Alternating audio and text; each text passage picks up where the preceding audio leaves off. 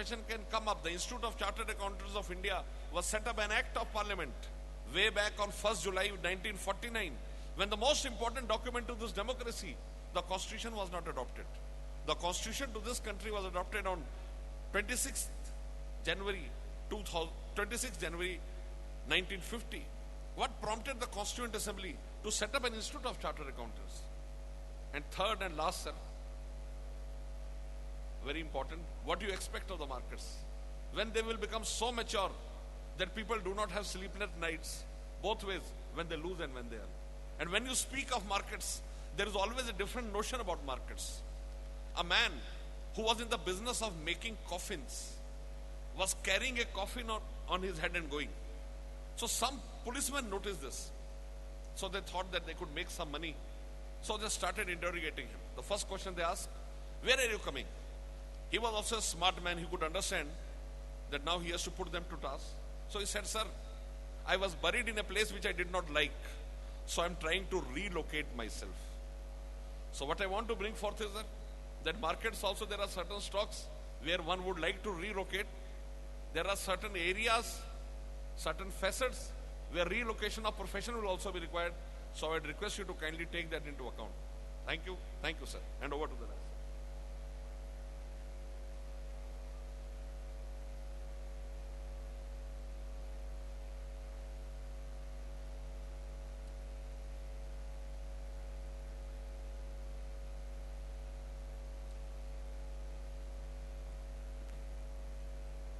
Good afternoon, friends, Mr. Nanda, Mr. Chaira, friends, ladies and gentlemen. It's a pleasure and honor to be in front of you. When Mr. Raghu wrote to me, inviting me to speak here, I was also a little wondering that how an engineer can be talking to a group of chartered accountants. But then I said, okay, let me go and visit Bangalore and figure out how many chartered accountants are coming after the lunch to listen to me. Actually, you can, after the evening, you can tell your friends and family at home that you had 2 Chauhans for lunch and dinner. You have Ashish Chauhan for lunch and Sunidhi Chauhan for dinner. And we are not related. I come from Gujarat. I think she comes from Punjab. We have never met. But effectively, there are many Chauhans across the country. And it's a coincidence that I am here. And she is also here today. As Mr. Nanda said about tips, usually when people think of stock market head, they come to listen to the tips, that which stock will go up and which stock will go down so that they can buy. And whenever markets go up, they come and listen to us more. Market has gone up a lot, but somehow the excitement is still not there in retail population, that still people are having lunch rather than listening to me. So effectively, it's long way to go from now before people will come back and listen to anything which a stock market person says. I'll give you a perspective on India because I am a stock market head. I run BSc. I don't invest in shares. I am not allowed to. I'm like a traffic police, or I am like a stadium provider. I provide the stadium and umpires, and players are different. So I can give you a perspective on what India is now, why I am hopeful about India over next 20-year, 30-year period, not tomorrow, day after tomorrow. And what is it that the chartered accountant can do for himself, herself, and how to benefit out of this as Indians. So one of the biggest themes I have, last year at this time, how many of us thought that Narendra Modi will be making a prime minister with such a large majority? Very few. Even probably he was not aware that he'll get such a large majority.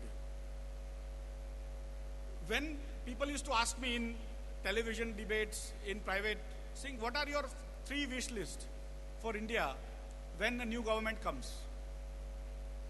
And I used to have 3 wish lists, which most of us had because all of us watched the same television, which was that inflation has to come down. Because inflation was running 10%, 20%, and so on and so forth. Second was that the fiscal deficit has to come down, because if you have less fiscal deficit, again the interest rate will come down, everything else inflation will come down and so forth. And third was that the current account deficit should come down, because we are importing more then we are exporting. And so these three, if we are able to control, we are running our house in order. And somewhere on the line, May 26, they took over the government, and now around 7-8 months are there. What has happened? Is inflation a problem now? No, right? Inflation is broadly under control. A fiscal deficit looks in control, at least that's what the Minister of Finance has been saying, that they will be able to easily meet the target. I'm not sure, but if they meet the target, at least this year and next few years, we are reasonably in control. And third thing is the current account deficit. Now, current account deficit, the largest portion of current account deficit was oil and gold. Oil, we used to import $120 billion on an average a year of oil. $10 billion a month. Now, the prices have come down by at least 50%. So our oil bill has come down almost by $50 to $60 billion. Gold, we used to import $5 billion a month. Now, we are importing probably $2 billion a month, and price has come down. So effectively, our current account deficit is looking very good. Our fiscal deficit is looking very good. And also, the inflation has come down. So what else is remaining? One is the revenue deficit. Other is GST. GST was another large piece which had to be done. Now government has come to some conclusion with state governments, and it should happen by 2016. Labor laws. Everyone has realized that we have 1 or 2% of premium labor, royalty labor, who cannot be thrown out, and 98% of the labor cannot participate in organized labor because of those other 2%. And so each state is trying to bring down or actually rationalize the labor laws. Opening up of international markets have happened over the last 7-8 months. I have been with the Prime Minister's trip in Japan, in US, Australia, and I've realized the amount of positivism that is there in all these countries about India now, with a new great leader, and also the decision making that is happening very quick. I think the opening up of newer markets for India is a hugely positive steps. The power, that is electric power, not the power with Narendra Modi, but electric power is now being planned to be given to every household by 2017-2018. That's going to again change the game quite rapidly. Roads, ports, waterways. In fact, I was with Mr. Nitin Gadkari a couple of days back, and the amount of statistics he was generating about how many roads, ports, waterways, airports, everything is going to happen, I was totally boggled. And I think if they are able to achieve even 50% of what they are saying, India is going to be a very different country in next 5 to 7 years. Every day they are trying to make 30 kilometers of roads from today 2 kilometers. And that is the kind of numbers that are coming up. So effectively a lot has happened in India, and much more is going to happen in every area, whether it is power, whether it is coal, whether it is roads, whether it is industry, and so on and so forth. On the other side, what is happening in the rest of the world? China, which is our largest competitor, especially in Make in India and other areas, China is suddenly becoming old. China, due to one-child policy, will have an oldness which is sudden. 2017 will be the first year where number of people coming into job market will be lower than number of people who came into job market in 2016. So effectively, in next 1 year, China is going to actually turn itself down in a different way, and our demographics is completely different. I'll talk about that. So effectively, China has a wage problem. Last 30 years, they were adding more and more people into the job market. They could control the wages, and they could supply cheaper labor to rest of the world. That is not going to happen anytime longer, and India has an advantage there. China also ended up building too much all over the country. Over last 5 years or 6 years, China constructed so much that they used up concrete, which US did not use in last 100 years. And because of that, all the commodity prices have gone up. Steel, cement, nickel, cadmium, gold, everything, food. Now, suddenly, there is a deflation in the prices of all the commodities due to China slowing down. And China is going to be actually slowing down so much that it's going to be a turn of India. Second is Japan. Japan has also turned itself old by natural situation. US is getting old, and Europe is old. The only large country which is there, which can actually take the world forward, is India. And India as Prime Minister says, India has three things. A demographic, that is basically the youth in India. More than 65% people are below age 35. And more than 50% people are below age 25.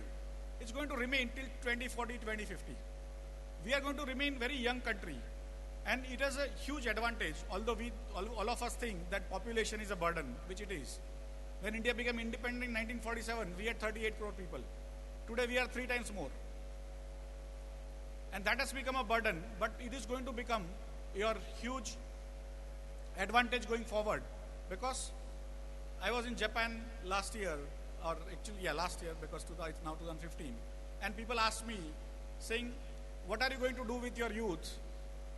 And I said, we are going to train them in medical healthcare, train them in Chinese, Japanese, in various European languages, and send it to your countries to take care of you old people. Effectively, the youth is what can learn newer things, and youth is going to take India ahead. So demographics is a huge issue, huge positive for India. Second part is democracy. We are basically democracy. It has its own disadvantages, but it has its own advantages. And third is demand. All these young people and old people we have are going to generate huge demand. Many of the companies are now coming into India, and that is what is going to create a lot of demand for everything. What we need to do for these young people is skills. How do we give them skills? And now government has actually set up a new department, new division, new ministry under Mr. Rajiv Pratap Rudy, to impart skills to our youth. Only difference between the skills which used to impart earlier and now is that world is changing so fast. Every 3 to 5 years, people will have to relearn things. Most of us studied for 25, 30 years in our lives, and then for next 30 years, we want to earn out of that without learning anything new. That is not going to be the future for every one of us. Every 3 to 5 years, life is going to change so rapidly.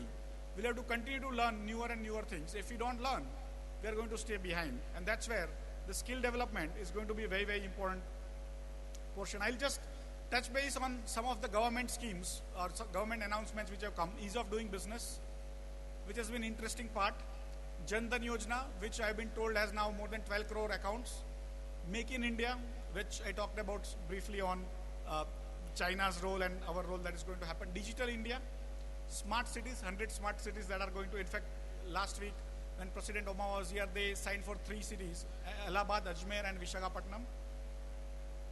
Power to everyone, irrigation to every farm. Railways are going through a metamorphosis under Honorable Suresh Prabhu, and under Honorable Surface Transport Minister Nitin Gadkari, again, a lot of things are happening. So for me, India is doing a lot to manage itself going forward. Last 5-6 years, where basically, as I was listening to Mr. Arun Jaitley in one of the programs that was being run here, he said last 5 years we were in policy paralysis. We need to run fast now. And actually this government seems to be running fast. But the only change for me, which is not dependent on government, is technology. Technology is the only change that is happening across the world over the last 10,000 years. The society actually surrounds it. Society falls around it. 20, 30 years back, nobody would have cared about India.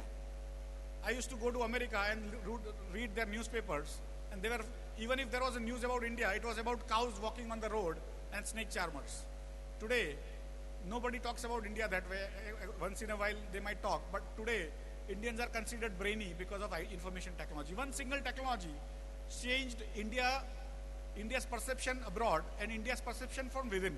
Even we have started thinking we are very good. Earlier, any white guy came, we used to think he is a god. Today, we think they are not as good as we are, right? And for me, one single technology could change India so much. Imagine there are 10, 15 new technologies that are more transformational than IT has been. They are coming now. They are coming at a stage where they are going to explode. And if your children, you can participate in that, it is going to be a very different world. Many more billionaires are going to come. The wealth that has been created in last 30 years has been a trailer. The next 30 years is going to create wealth that has been unsurpassed ever in the history of mankind before. I'll give you a perspective of what are those technologies that are coming. One is called 3D printing. you can print anything you want. That is, you can print this table, you can print the bike, you can print machine gun, you can print a computer, you can print a building, you can print this hall, everything you can print. Basically, manufacturing is going to change fundamentally, and we are not even aware today. But over next 5-10 years, it's going to change radically, and Make in India will have to rapidly evolve with that new concept that is going to happen. Second thing is nanotechnology. The technology which works at the minute level of atomic level, and that will ensure that the materials will come which we have not even thought about today. For me, in next 30 years, 70% of jobs will be such that we have not even thought today. Could you have thought 20 years back that somebody sitting in Madurai will be teaching a class of mathematics to a person sitting in Russia? Today, it is actually happening in front of our eyes. We couldn't think all this was possible. Similarly, over next 20-30 years, 70% of the jobs will be such that we have not thought about today. And youth of India is very, very technologically savvy. They are going to learn. A person like me at age 47, 48 cannot learn newer things. But a 20-year-old kid, a 10-year-old kid is going to learn much faster, and they are going to take India forward, the world forward. The other technology is robotics. Robotics is today in a space, in terms of development, what computers were 30 years back. They are going to change life fundamentally. We need to keep pace with it rather than opposing all the new technology that comes in. Genetically modified agriculture is going to produce huge amount of food we have not seen before. Biotechnology for humans, stem cells and all, is going to change again life fundamentally. Humans will start living 150 years, 200 years. As we are talking, these things are happening. Inside body computers, inside your body there are computers going to run, who are going to check your blood pressure, temperature, also put some medicine that is required, and so on and so forth. Wearable computers, Google Glass and all you might have heard of, is going to rapidly expand over next 10 years. Space technology is going to change life again completely. Many things which we are thinking are sci-fi, are going to actually come up very, very rapidly in a very short succession. And India has a huge place in all these areas. And stock markets have a huge place or huge role to play in all this. Earlier, the wealth used to be created by putting more wealth. But a Nandan Nilekani, a Narayan Murthy, an Azim Premji, all from this city, taught us that you don't need to put a lot of capital. You can put a lot of brain and still make billions.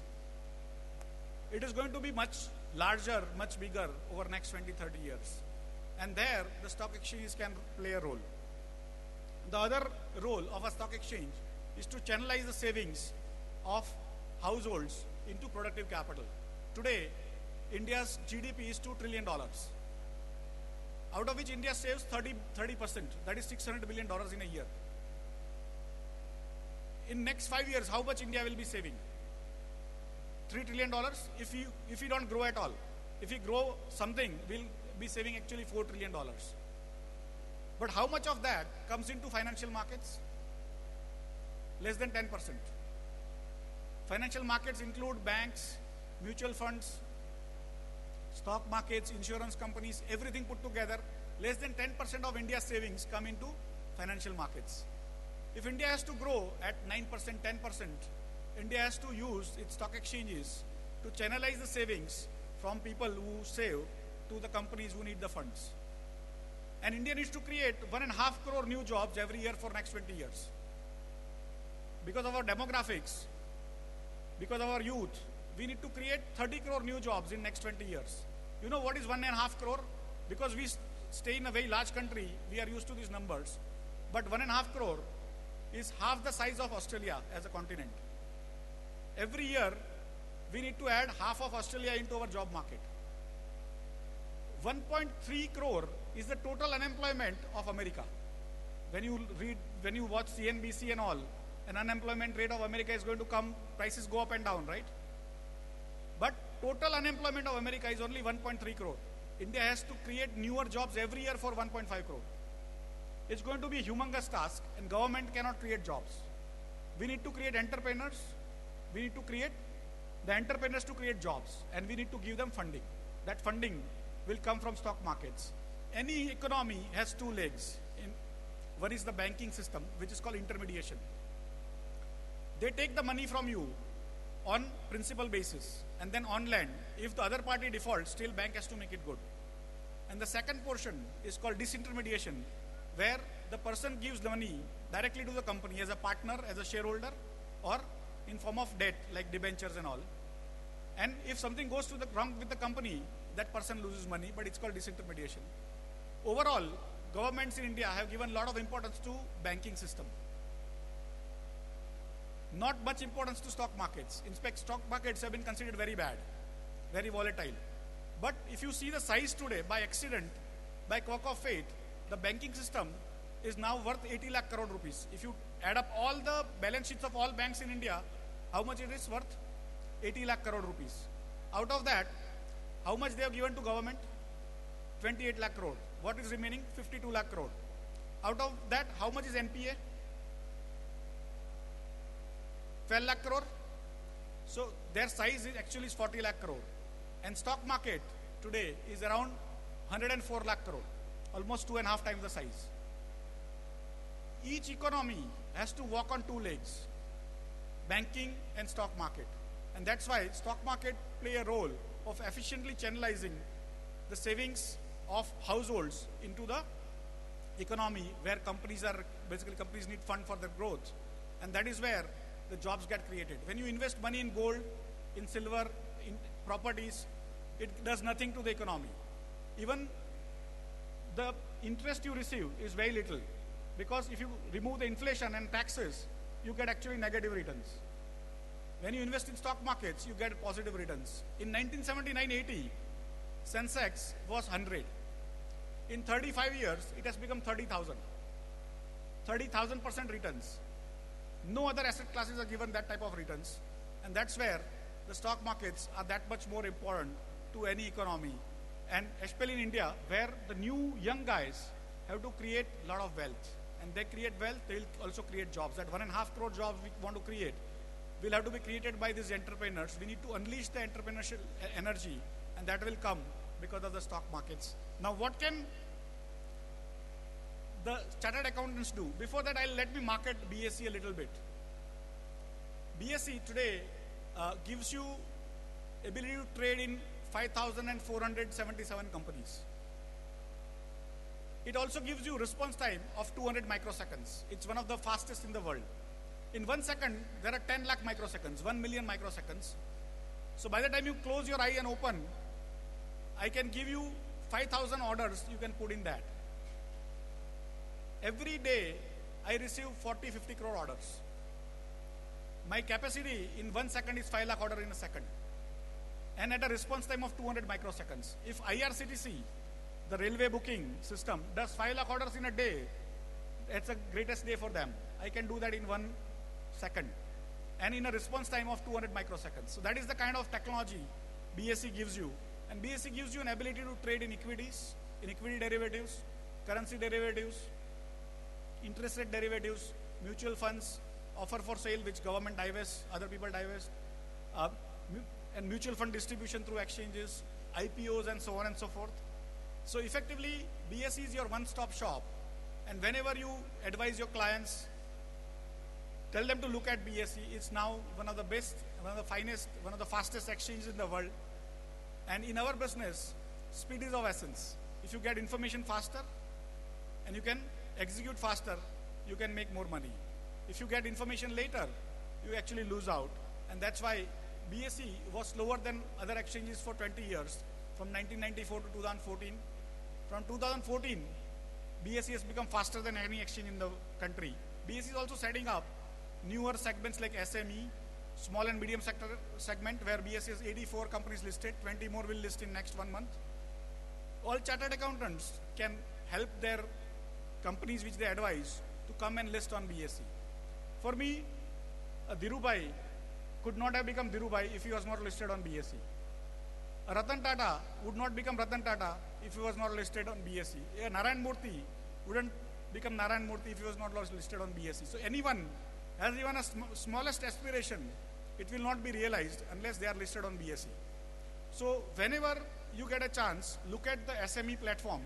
Only company with 1 crore rupees capitalization, issued capital of only 1 crore, in which you don't get even 2-bedroom flat in Bangalore, you can list a company. And for me, if we are able to get entrepreneurs to list their companies on BSE, they will be able to raise funds, they will be able to grow their business, create wealth for themselves and for the nation. The other thing is that whenever you advise the companies on tax and so on and so forth, you need to basically tell them that when you invest for more than 1 year in Indian stocks, you get capital gains tax exemption. Many of us are not aware, but basically capital gain tax is zero if you hold the share and sell after 1 year on stock exchange, not privately, but on stock exchange. And that's a fiscal benefit government has given you. And that is again a very, very huge benefit for all your sort of companies, all your friends, all your people who you advise for tax purposes. Many people ask me, what else we can do? You can become merchant bankers, you can become stockbrokers. Today, to become a member of BSE, you require only 10 lakh rupees refundable deposit. So you want to become a member of BSE and trade in all these instruments, equity, derivatives, interest rate futures, currency futures, mutual funds. You can only put it in 10 lakh rupees and become a BSE member. And that will give you additional income for yourself and your family. And I think you need to pass some exams, for which of course you guys are very smart. As even Arun Jaitley said, that CA exam is the most tough exam. And so for me, you will be able to, or you can employ people who pass this exam and create a new benefit for yourself. You can also advise companies to come to the SME or main board. You can also advise them for accounting purposes and many other purposes. But today, if you have 5,500 companies, probably in 20 years' time, we will have 55,000 companies. And all of them will be audited by chartered accountants. So there is a great business for all of you. And last issue is about budget, that what is your budget expectation? Just now before this session, some journalists asked me, saying, what do you want for the budget? And I said, what is good for India is good for BSE. If India grows, then BSE will certainly grow. All chartered accountants will grow. So first criteria, first request for the finance ministers is to create a growth-oriented budget. Second is a budget which provides a tax structure which is predictable and which is consistent, which is competitive. And that is what Honorable Prime Minister has said in one of the speeches last week, that is going to be competitive and predictable, and I'm happy about that. And basically, the stock exchanges today have been raising around $12 to $15 billion a year for companies. We need to raise ourselves up to $150 billion a year, so that over 5 years period or 7 years period, we raise up to $700 to $800 billion. India requires $2 to $3 trillion to invest in infrastructure, in manufacturing, services, and defense. And all of you are required to advise your clients that Indian stock markets are amongst the best in the world, and they will give you better returns than any other asset classes. And hopefully you will be able to make your money and country will prosper. Thank you very much for calling me. Really appreciate it.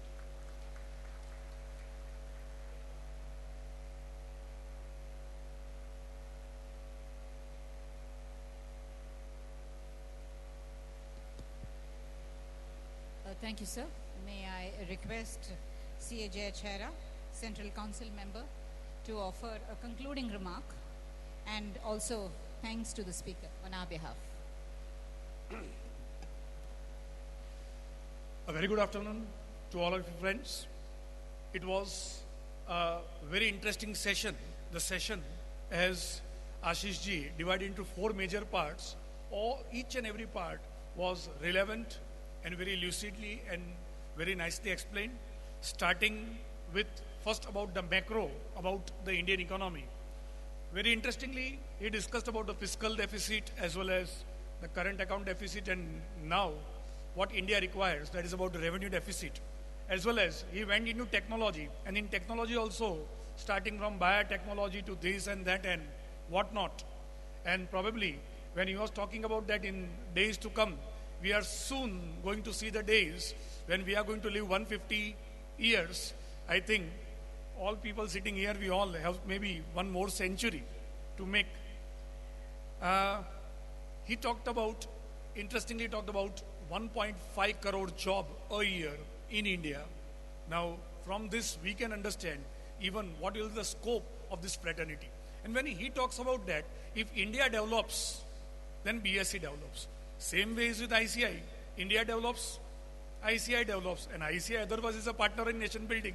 So we have to make it sure we help the government in the development of the nation. He very rightly pointed out that the two fundamental things about banking and stock market, that is how, which defines a particular economy. And in both the cases, who are the people who can be best placed? I think chartered accountants can be the best people in these two sectors. Well, the second part of the speech, he talked about BSE, and it is something really very interesting, how what IRCTC can do in one day, they can do in a second, right?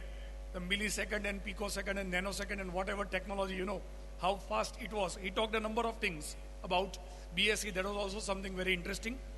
The third part, which was more relevant for us, something more important for us, was what is there for CA, for our fraternity.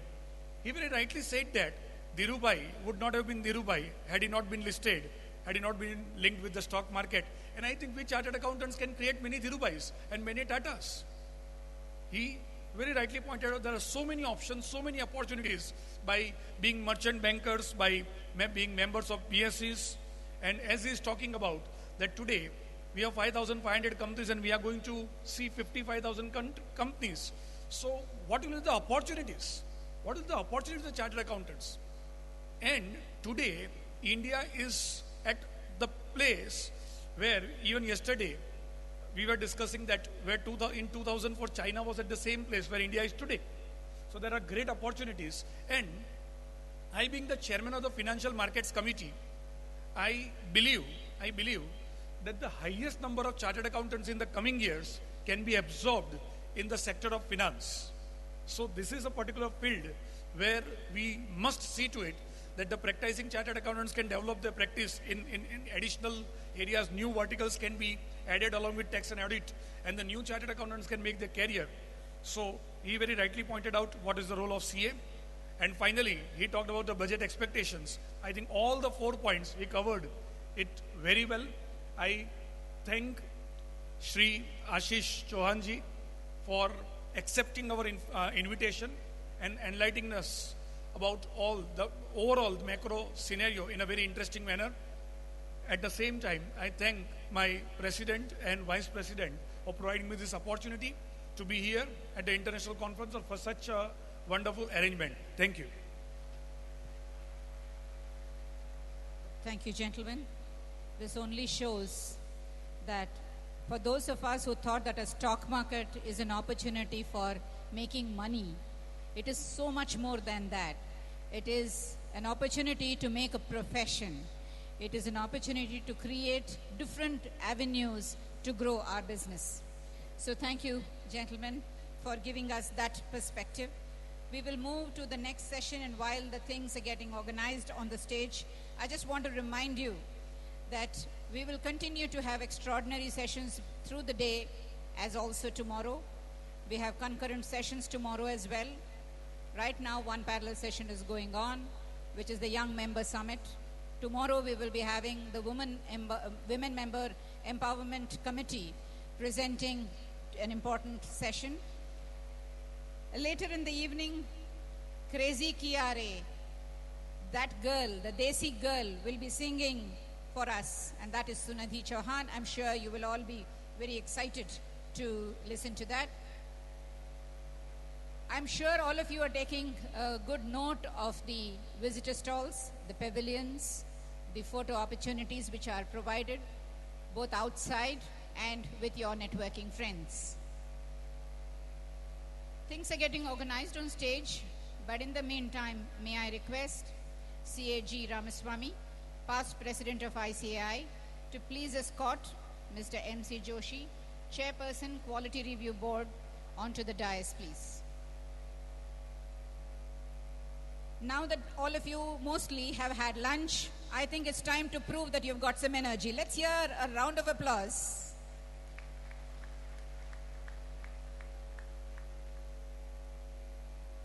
May I also request CA Babu Abraham, Central Council member of ICAI to please join us up on the stage.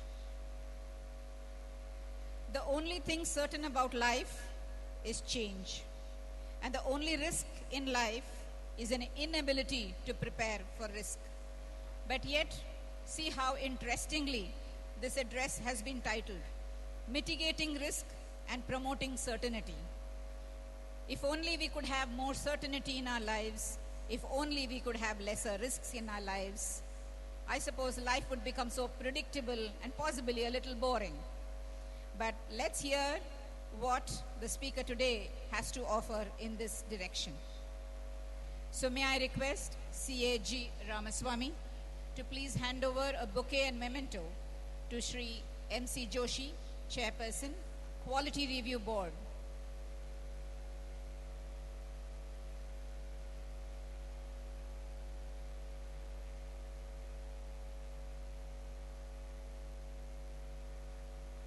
Time to prove that all of you are awake.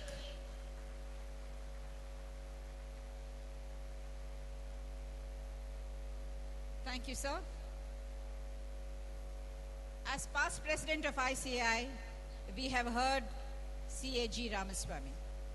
And now as a session moderator, I don't think his charm is going to be any the less. So may I request session moderator CAG Ramaswamy to take over and tell us how really risk can be mitigated and how we can promote certainty in our lives. Over to you, Mr. Ramaswamy.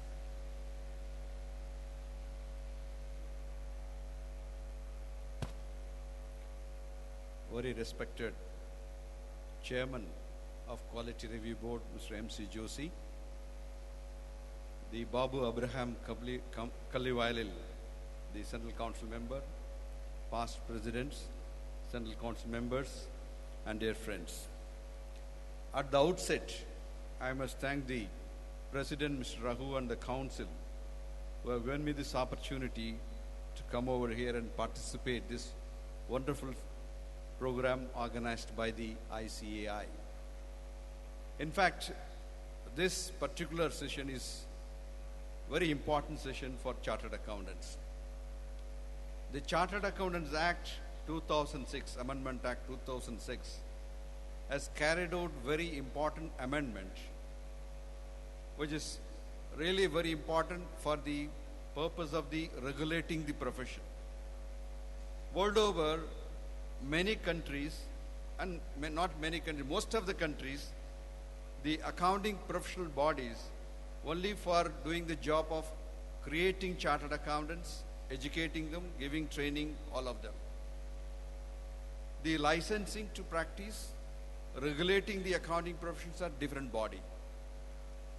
Since 1949, our institute is continuously working towards giving education, training, and as well as regulating the members. First time, the matter was debated in the Parliament, and through the amendment in 2006, they have brought out a quality review board. The reason behind that quality review board is the failure of corporates all over the world, continuous scams happening in all over the world. So there, the government thought there should be a regulatory mechanism for this profession also. But they have a great confidence on the institute functioning. They said, you can have a quality review board consisting of the members from the profession as well as members from outside profession. And the chairman should be a non-chartered accountant mostly, maybe an outsider. That should be the objective, to see that there should be an attest function should be verified. A proper advice should be given to the council. That is why they have brought out the Quality Review Board in the Chartered Accountants Act itself.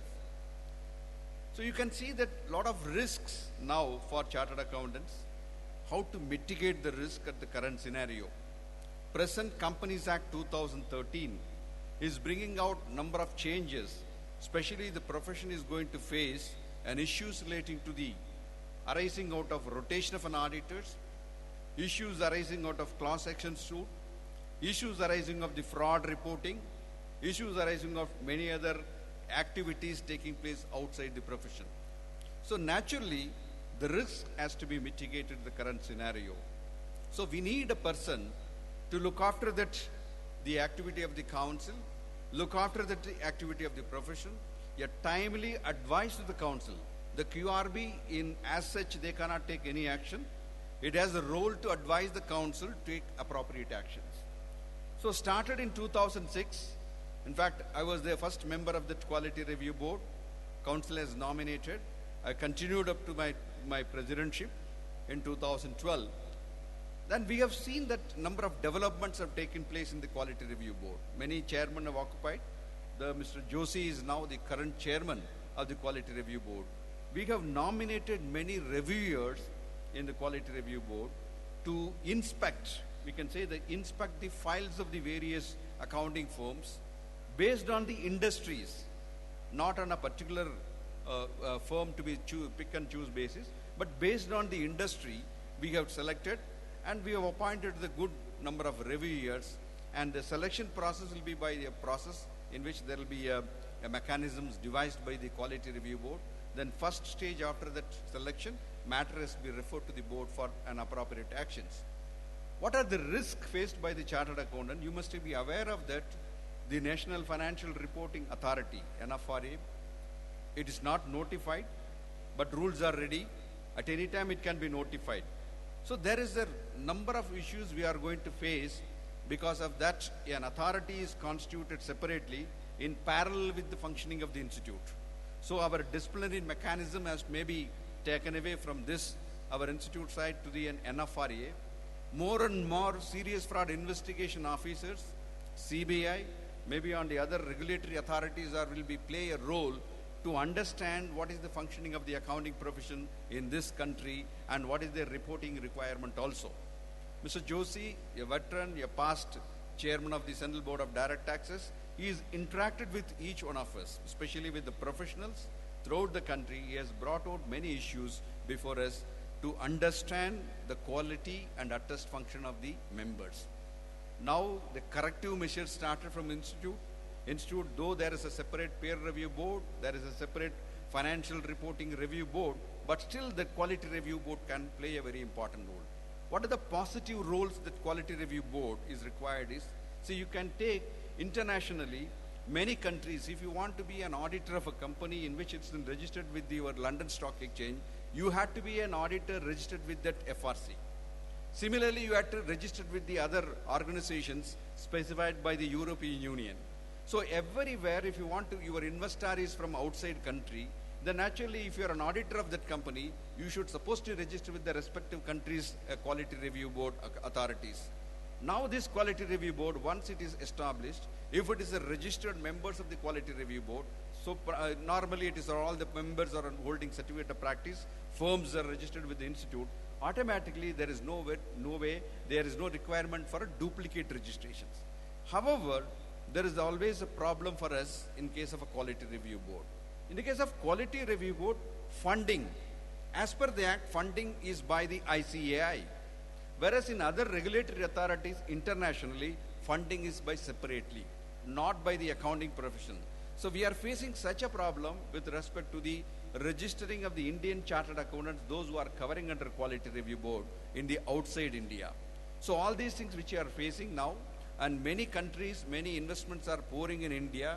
Many chartered accountants are firms, Indian firms are taking up the audit and assurance services. Naturally, there will be an extraordinary persons to come over there and verify that.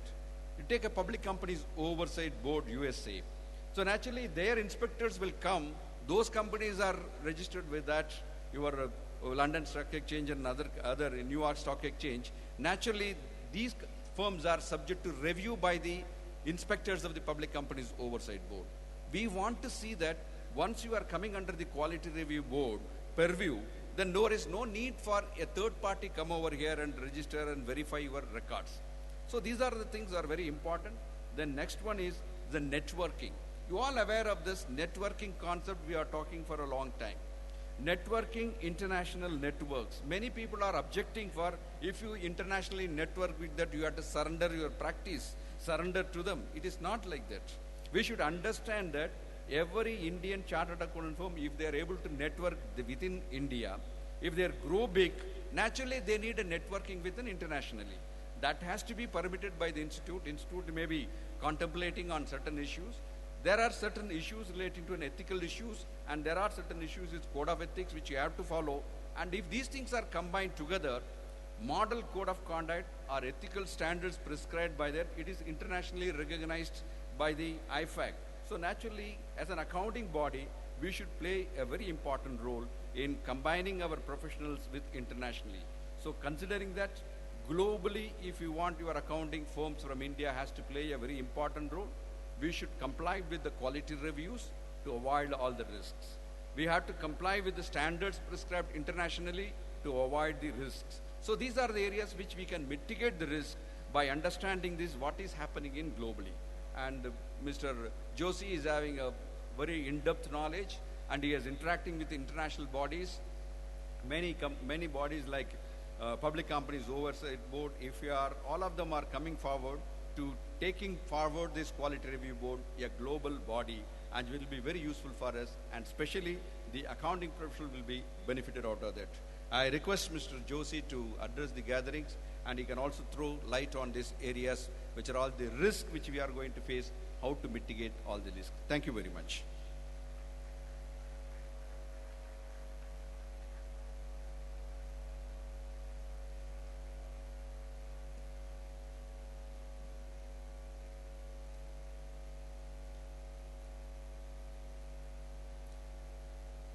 At the onset, I would like to thank Mr. Raghu, President of the ICAI, Mr. Manoj Fadnis, Vice President, Council members, for inviting me to this high-profile ICAI International Conference and giving me an opportunity to speak some words.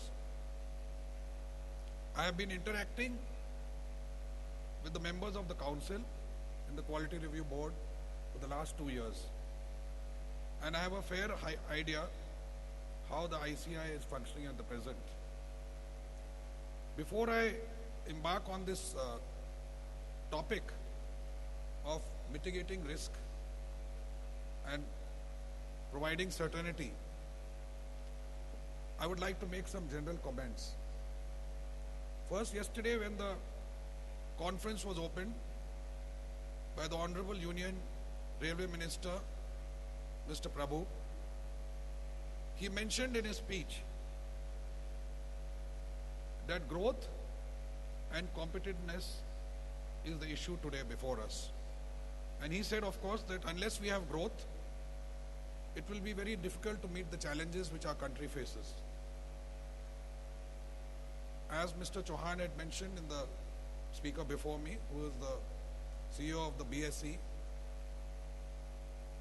the question why growth is so important, one of the reasons is also that we have 15 million people joining the workforce every year in India.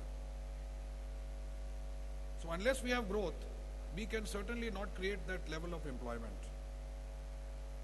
On the other side, we have China, where the workforce is entering the market is decreasing. Their problems are of a different type, because now the wages are going to increase. There is a shortage of labor entering the market. On the other hand, the challenge before our country is that we have 15 million jobs to create, and I think we are barely creating about 5 million. So this is going to be a big issue. And what does growth mean? Growth means essentially now investment in infrastructure. And we need large amounts of investment in different sectors of the economy. So in reference to what this topic is about, mitigating risk, it becomes very important because investors want a clean financial system which is very transparent. So it is in this context that it becomes very important. Then the other speaker today, who had given more of a spiritual talk on leadership, Sri Ravi Shankar ji. If you remember, his opening remarks mentioned that we all want comfort. That's true. In the context of this conference, I would say that everyone wants profit. That's what it's all about. The balance sheets, the profit and loss accounts, everything you see, it's all to do with profit. So we got to deal with this issue. If you look at it in its proper context,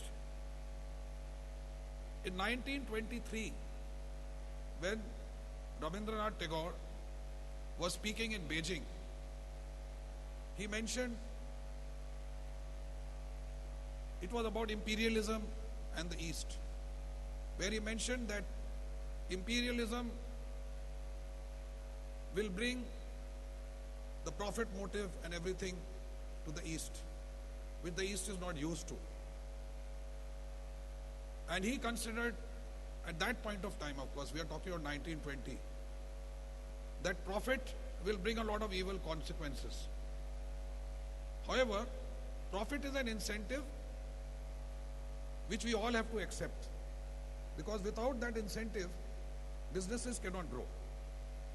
But with profit comes another aspect, which is a human aspect, which is probably only confined to the human species, and that's called greed. That 5-letter word called greed.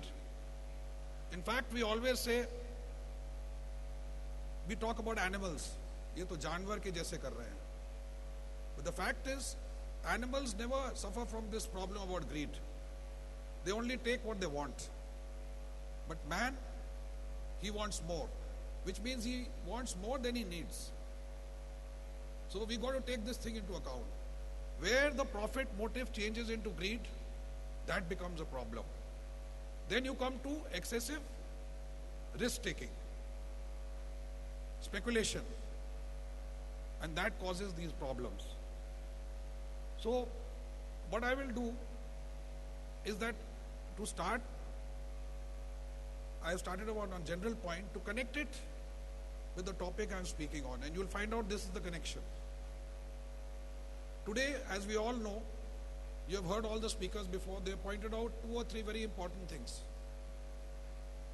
One is that there is, in the global context, a transfer of capital, finance seamlessly across borders. And this creates a lot of problems. Problems meaning economically capital will become more efficient. There is no doubt about it. Because it will go to the place where it gets the best returns.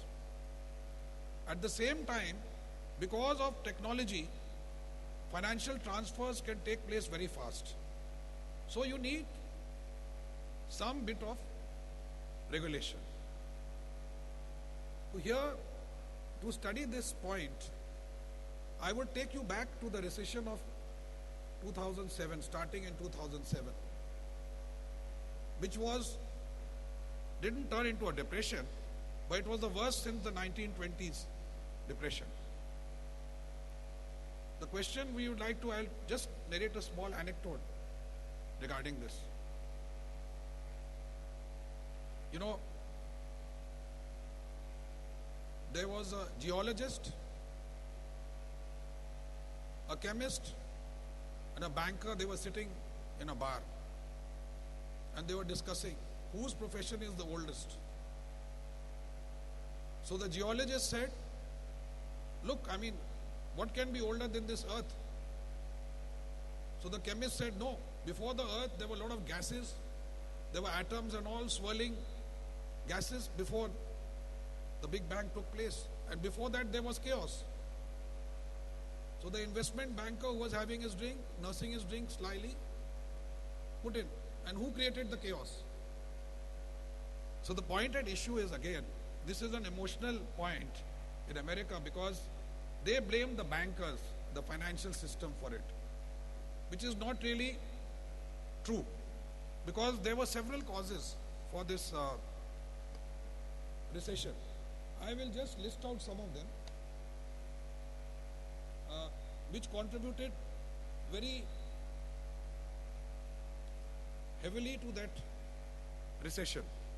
First, inflated asset prices, especially of houses, which was the housing bubble, but also of certain securities, which was called the bond bubble. Now, you all are chartered accountants, so you will understand why I'm painting this picture. 2, there was excessive leverage, heavy borrowing throughout the financial system and the economy. 3, lax financial regulation, both in terms of what the law left unregulated and how poorly the various regulators perform their duties. Sometimes, it's always interesting to know that even when the housing bubble burst, the US government actually didn't want any regulation on the housing companies front because they want to have more houses for people. So sometimes the political nexus also comes into the picture, and that is why if you had an independent system of review, red flags could have come up. Then disgraceful banking practices in subprime and other mortgage lending. Now here, there was a lot of proprietary trading by banks. As you know that banks trade with other people's money, but at that point of time, banks got into trading themselves. So now, of course, in the US, this has been restricted, that proprietary trading by banks cannot go beyond a certain point. Then you have the crazy quilt of unregulated securities and derivatives that were built on these bad mortgages. 5. 6. The abysmal performance of the statistical rating agencies, which helped the crazy quilt get stitched together. Now, another important point which has come up is you have the rating agencies. Now, some of the rating agencies, they are being paid by Lehman Brothers, etc. So you can understand that rating agencies also need, some sort of regulation, because what the general public does, what the inspectors do, they normally look at the rating agencies before they invest, and they feel that the rating is correct. So we have to see that rating agencies now which are being regulated. Then you have the perverse compensation systems in many financial institutions that created powerful incentives to go for broke. Now, as you all know, the heavy bonuses and all paid out in millions of dollars. Now, this was a precursor to the Wall Street movement, because the general public always felt that heavy compensation was being paid out to what we call bankers. Now, this system has to be regulated by the banks themselves to a large extent. And unless banks regulate the compensation packages that they pay out, and unless they are realistic, it can cause a lot of problems. So these are I think you can say, the main villains of the piece, just to put it in proper perspective.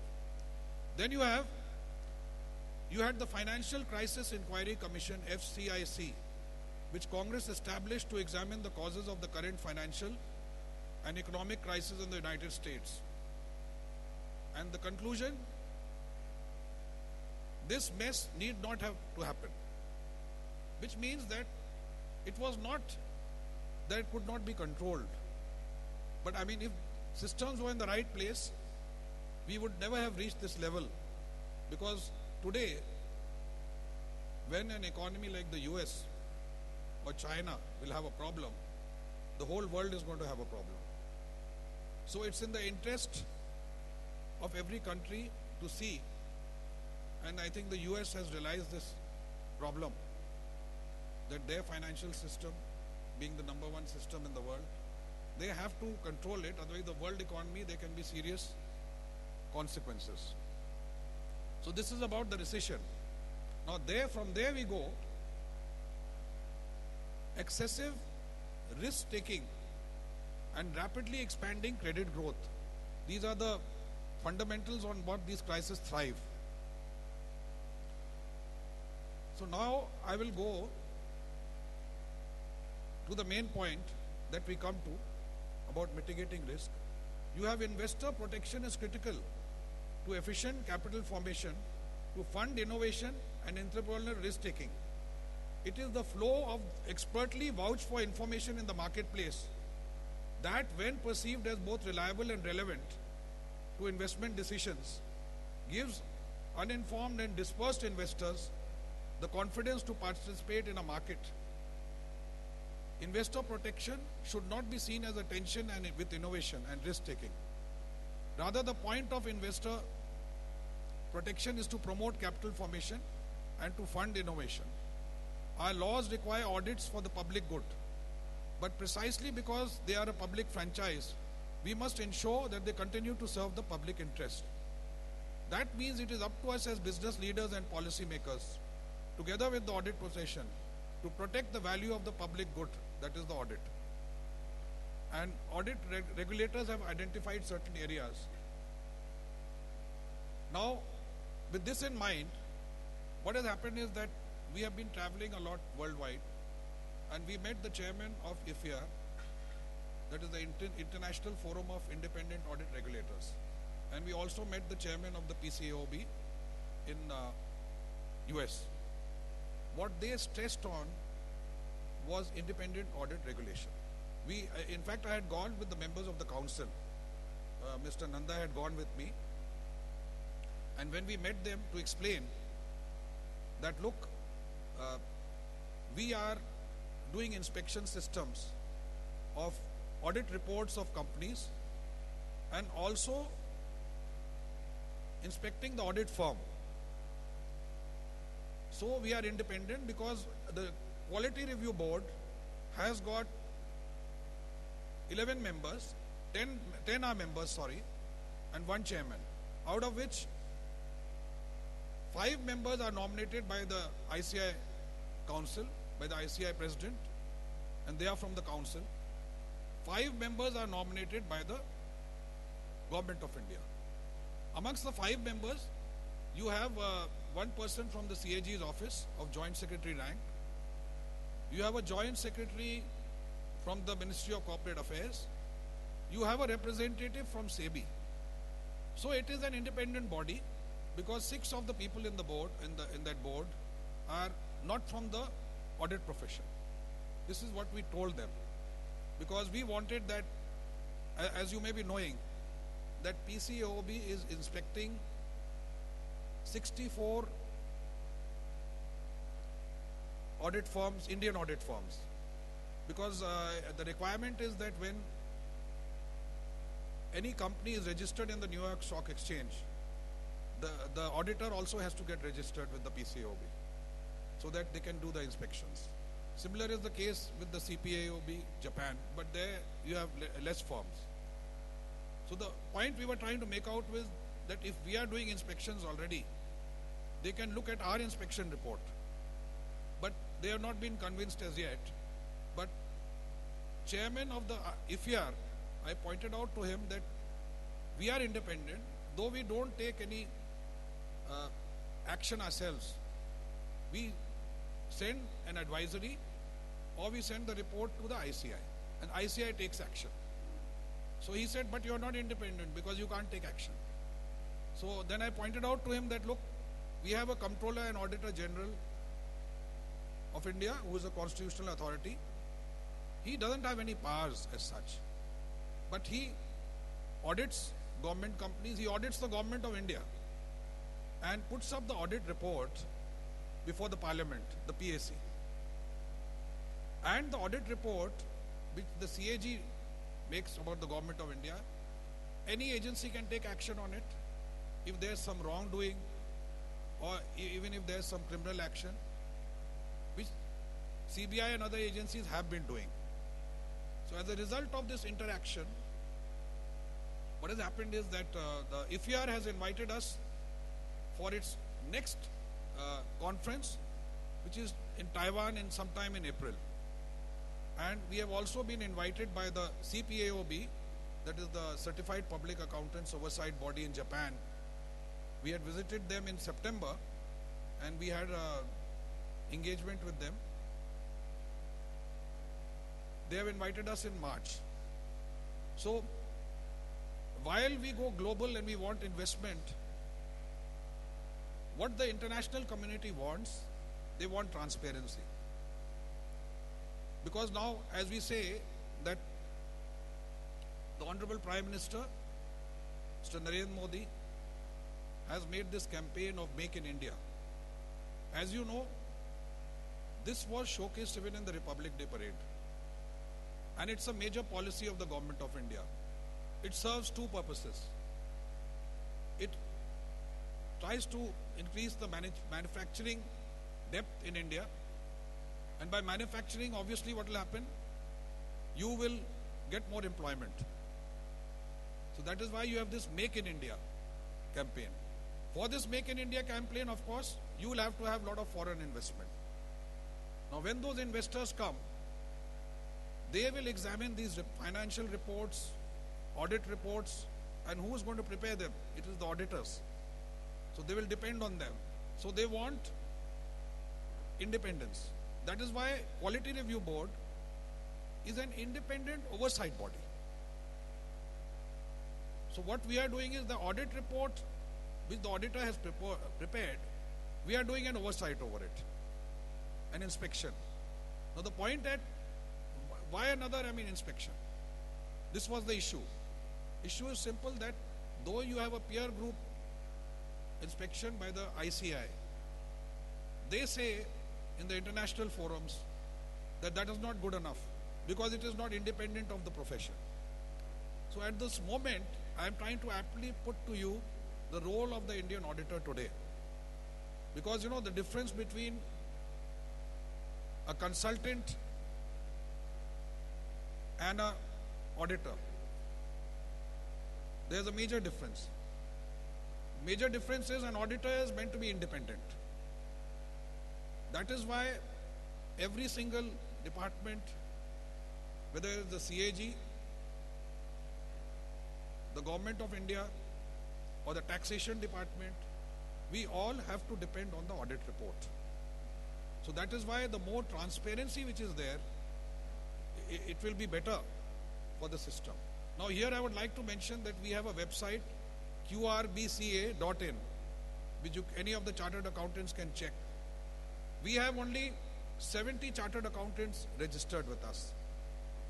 We would want at least 200-300 chartered accountants to come and register with us, because we have a larger number, the quality will be there, and we have got a lot of work. Now what happens is when a chartered accountant joins us as an independent auditor, we give him the inspection, review inspection, along with some of his assistants.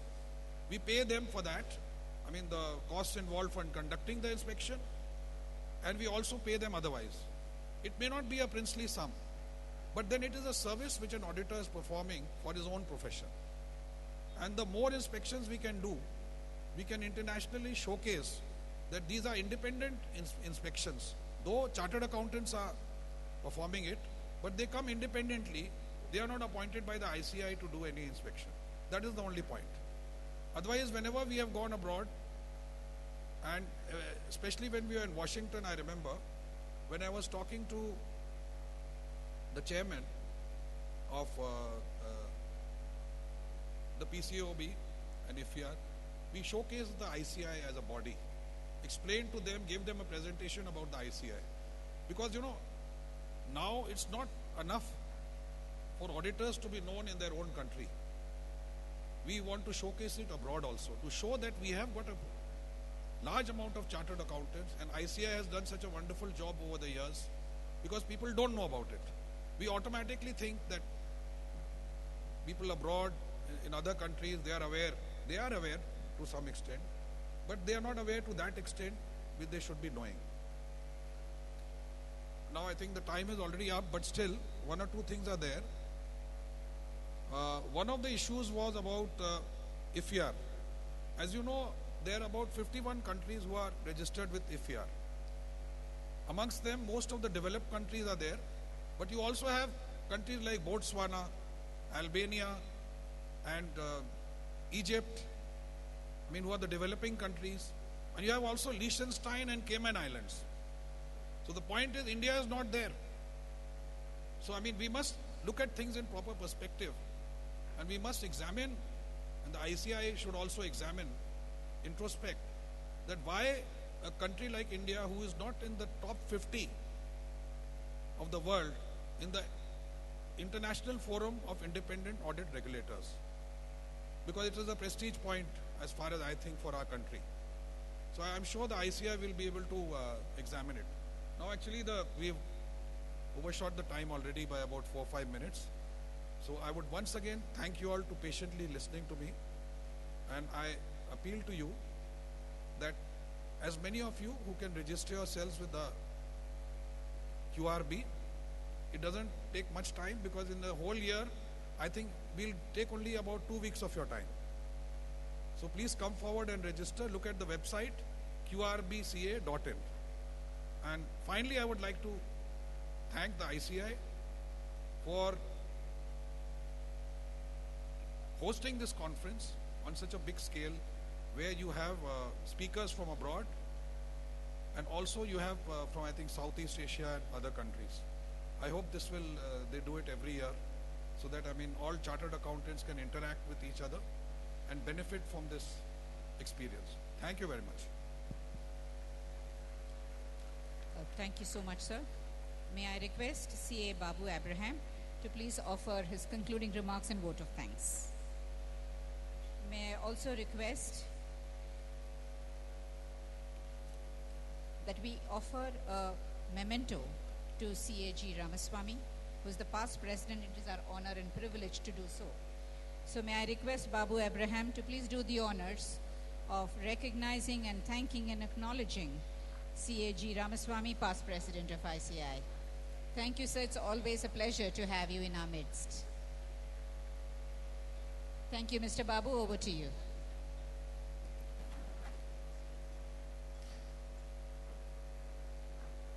Distinguished Chairman of the Quality Review Board and former Chairman of the CBDT, Mr. Joshi,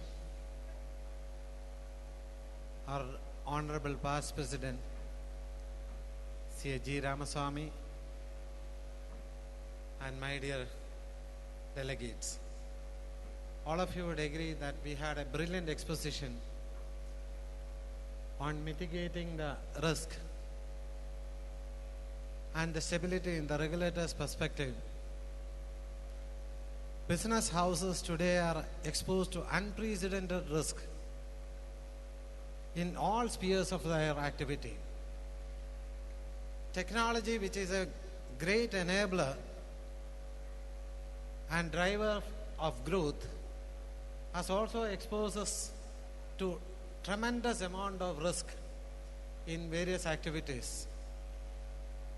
Regional imbalances, especially under the aftermath of nosediving of the oil prices, and also the slowdown in the geographies where businesses are dependent, are also exposed us to a great amount of risk.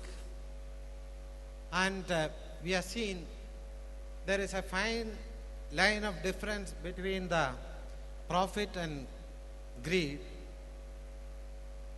Now, more and more you expose to greed, the greater level of risk you take. And I think as a regulator, one need to take a balancing act to ensure stability. And undoubtedly this scenario offers a great amount of professional opportunity to all of us. And this also sends warning signals to the profession in the attest function of the financial statements. And added to that is the 143(12) in the Companies Act of 2013 on the fraud reporting. This also casts onerous responsibility on the professionals. And I am sure in this direction, the Quality Review Board plays a very significant role. And I'm sure we are all immensely benefited out of this new dimension on the risk perspective by Mr. Joshi. An eminent civil servant, has got brilliant experience on the administrative and financial sectors and dealing with very complex financial instruments and forex exposures during his career. And sir, on behalf of the Institute of Chartered Accountants of India and on behalf of all of you present here, let me express our sincere words of thanks from the bottom of our heart for your excellent presentation, sir. And I am sure CAGR, who is popularly known to be in the South, is our own past president. And he has given a broad roadmap on the functioning of the QRB, its importance and relevance to all of us. Today, QRB plays a significant role, and all the reports of the QRB is on the council table today, and which is a major eye-opener and learning for the council also in the way forward. And sir, thank you for introducing the topic and also giving the role and significance of QRB. On behalf of the conference committee of the international conference and on behalf of the ICAI and on my personal behalf, let me express our words of thanks to you, sir. Thank you very much. Thank you. Thank you, Mr. Babu. We will progress now to the next session. As you would see, the sessions are getting more and more interesting. And I'm sure as we progress, we are even talking about cyber security. We are talking about things being taken away from a place you didn't know you had them. And we have with us a very eminent personality. So may I request CABP Rao, past president of ICAI, to please escort our guest, Mr. Robert E. Stroud, onto the dais, please. In India, we have a thing called Athithi Devo Bhava. We respect and acknowledge our visitors even more loudly than we do our own. So can we hear a big round of applause for Robert? May I also request CA Babu Abraham, Central Council member of ICAI, to please join us again on the dais.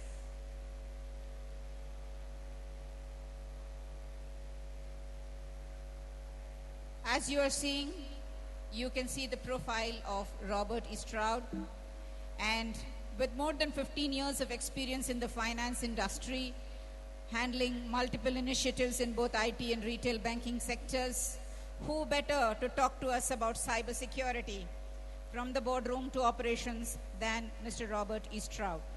So may I request past President CABP Rao to please hand over a bouquet and memento to Mr. Robert E. Stroud as a token of our affection and thanks and acknowledgement that you are here with us today.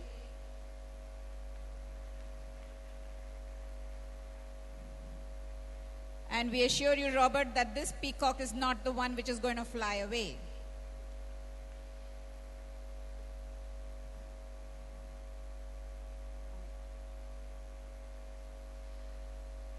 I now would like to hand over the proceedings of this session to CABP Rao. As past president of ICAI, he has created history in his own time. And today we will get to listen from him what to expect from Robert. Over to you. Thank you, Rupa. Good afternoon to all the delegates. Mr. Robert, Mr. Babu Abraham, the past president, Mr. Balakrishnan, my good friend, council member, Mr. Suresh Babu, Ramaswamy, our past president, Mr. Bhupati, past president, and Mr. Raghu, the present president. I'm not seeing him. Other council members, past council members, regional council members, chairman of the Bangalore branch, and committee members of the Bangalore branch and SIRC. It's a great privilege for me to moderate this session in the afternoon in such a big gathering. I am so happy that all of you have come to Bangalore, and I am from Bangalore, and I am very much pleasure. I have the pleasure to welcome all the foreign delegates. There are many foreign institutes president and their council members.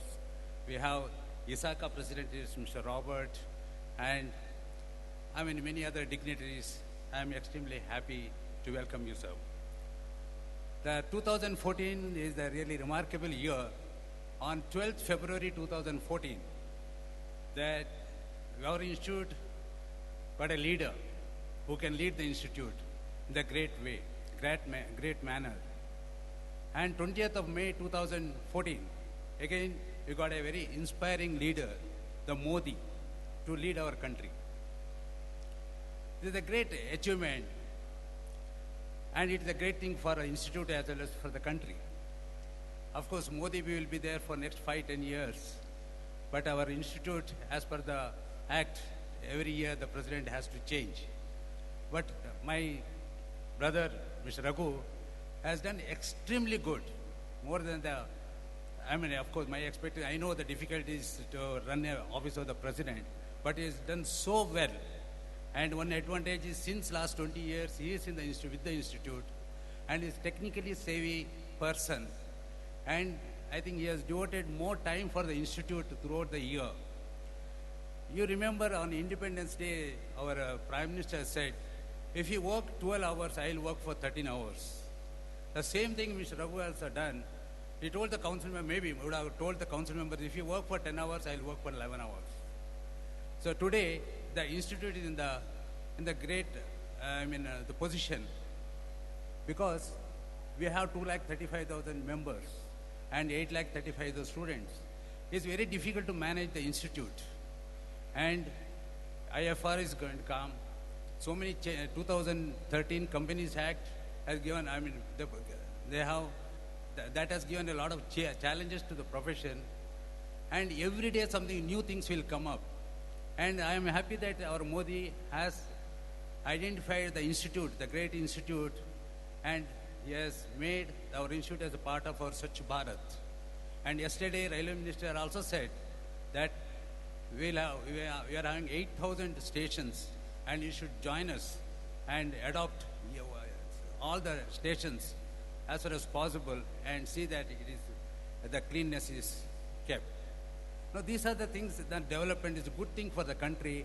And yesterday you have seen everyone is talking about the development, the growth, next 5 years, where will India will go, and we are demography advantage, and all the advantage. I think it is going to happen. So it will be very difficult for Fadnis, our vice president, to run with the government, of course, but he is so much capable. When I was the president, he was the chairman of Indore branch. I know his capacity. He will also take this institute at a greater height.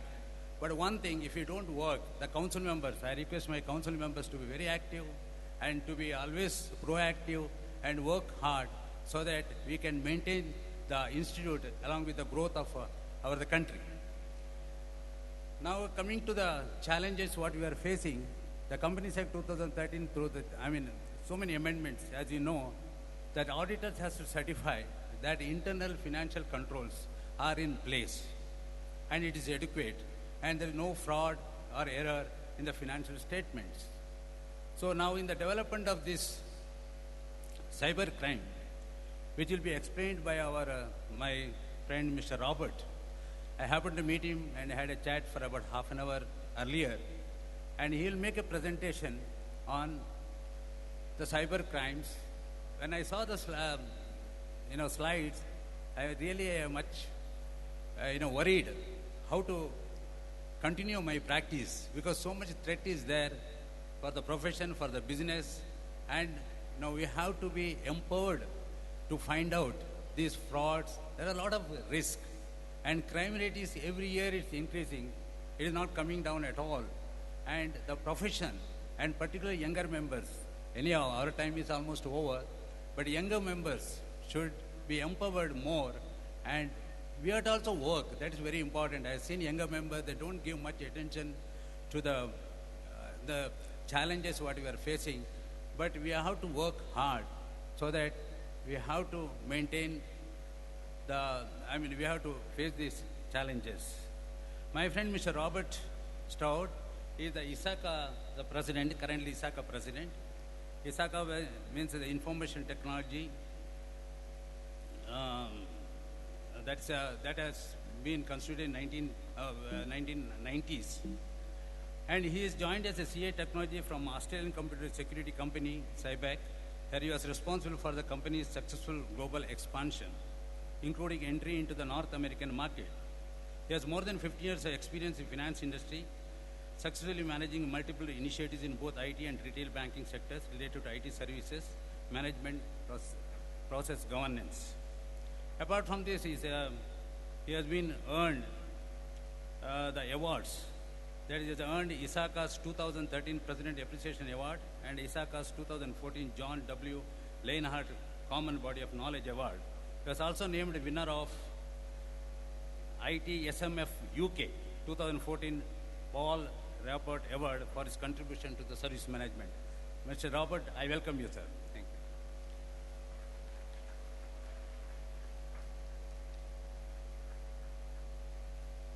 you. Okay. Welcome, distinguished guests, friends, relatives, Romans, and even local Indian population.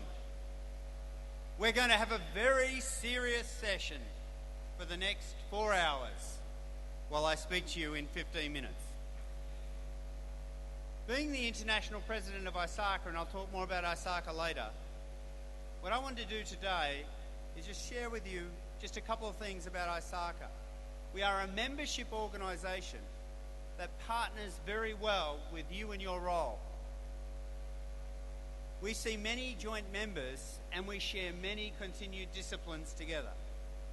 And what we do is we work with trust and value professionals to help them overcome their challenges in this digital world.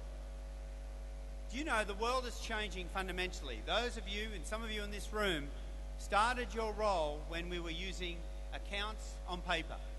Today is everything is about technology. The world is changing and transitioning. The way you are performing audits is changing and transitioning. The way you are managing your organizations and giving advisory is changing as well. The internet, which was once something that we just used to look at photos and write emails, is now pervasive in our business. If we look at the way the world has become increasingly interconnected, increasingly reliant on technology, just think for a moment about the way that you might get a cab if you come visit me in New York. In days past, you might have walked down the street in the rain and waited for a cab. Now you use a tool called Uber to go and request your cab, get a photo of the driver, negotiate the fare, get picked up and pay for it with an agreed rate, and then get safely to your destination. In your role, you are responsible for all the financial transactions, the validity of it, the assurance of it, the payment systems, the integration with partners. Today, we are leveraging this new technology and we are totally interconnected. If you just look at the metrics today, we are rapidly facing a situation where everybody is interconnected, and it won't be long before we're there. One of the value propositions for a country such as India is that you have a situation where you can skip what we in the Western world call technical debt. You can go straight to mobility, leverage apps, leverage new ways of doing things. And you think about that being a telco provider for a while, and you set up your telecom network, and I give you a cell phone. And the ingenuity of the Indian people came up with the missed call concept, which I've learned about this week and have successfully used. You are in a situation where you can send a message and have somebody call you back and not pay for it. Technical debt is what that provider has, who is providing the infrastructure without returning any revenue. We're working in new and disruptive ways, but one thing is true. Everything we do in business today is connected. Every transaction, every manner of interacting with each other, and it's only going to change. The digital universe is going to be part of everything we do before long. It is going to be pervasive in all of our attributes in our lives. As you can see here, mobility is driving it. What does that mean for your organisation and your accounting practice? It means that you need to assure that your financial systems are interconnected, the integrations are correct, that the assurance of that is provided, that you have your effective controls, and that they are in place appropriately and continuously reviewed. One of the interesting challenges you'll have is that crime and perpetration of and violation of your environment, which may have in the past come from inside, will now come from outside your organisation.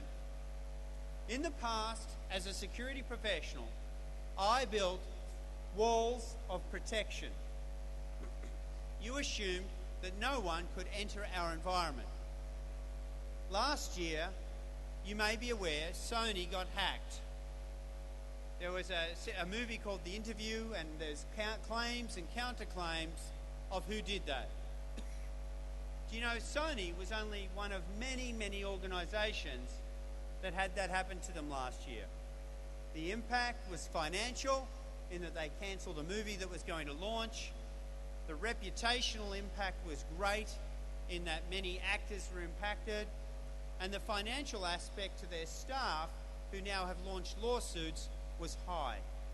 And their additional expenditure on technology, which was unplanned, caused more issues and concern. But Sony was only 33rd in the list of top breaches of 2014. Others, such as eBay, JP Morgan Chase, Home Depot, and even the store Michaels, had large numbers.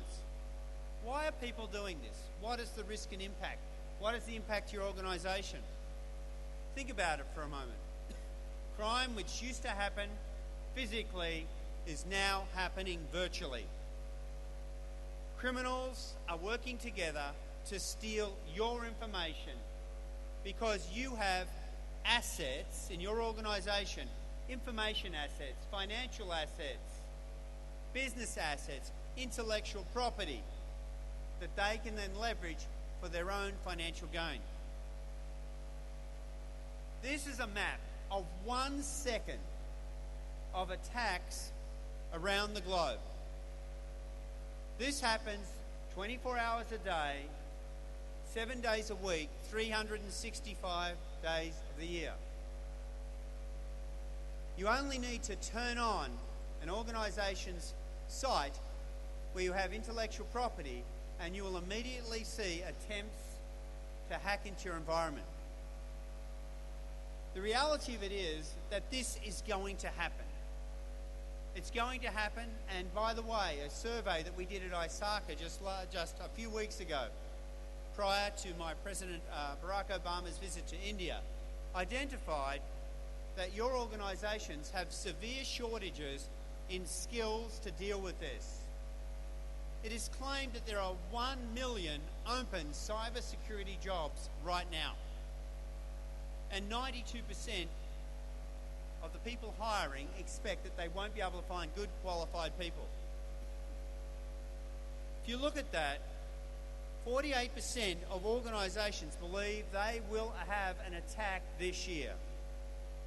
One of the immediate things I would ask you in your roles, have you budgeted in your organisation, made allowance in your organisation for these types of attacks?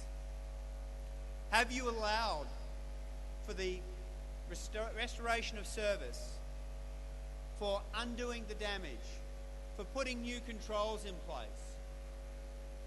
Often we say prevention is better than cure, so you might want to go and hire more industry professionals. But the reality of it is that right now they're not there. They're hard to find. So if you don't believe me, take a look at this statistic on the annual cash cost of cybercrime. And as you can see, that cost is significant worldwide. Today, your organisation might be buying an insurance policy.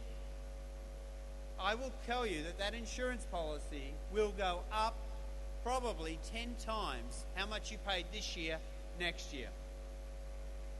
The only way you're going to mitigate it is by putting appropriate process in place taking the appropriate actions to control it. One particular event has just come to light. You may be preparing your financial reports as a publicly traded company. Think hypothetically for a moment.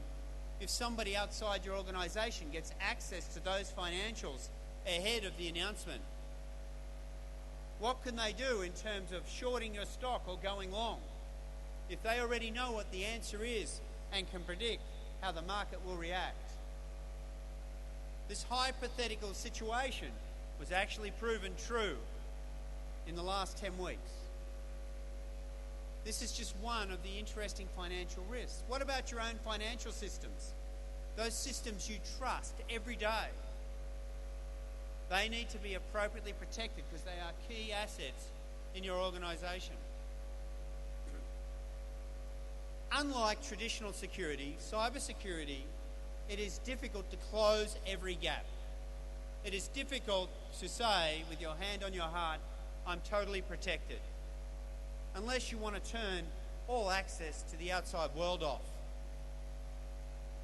So if you think about that for a moment, one of the things you have to do is you need to think about how you're going to deal with that, how you're going to bring the professionals in, how you're going to promote investment.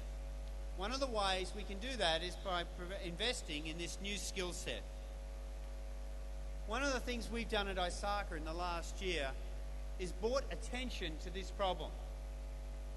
We've been working with many of your chapters and organisations to communicate this risk.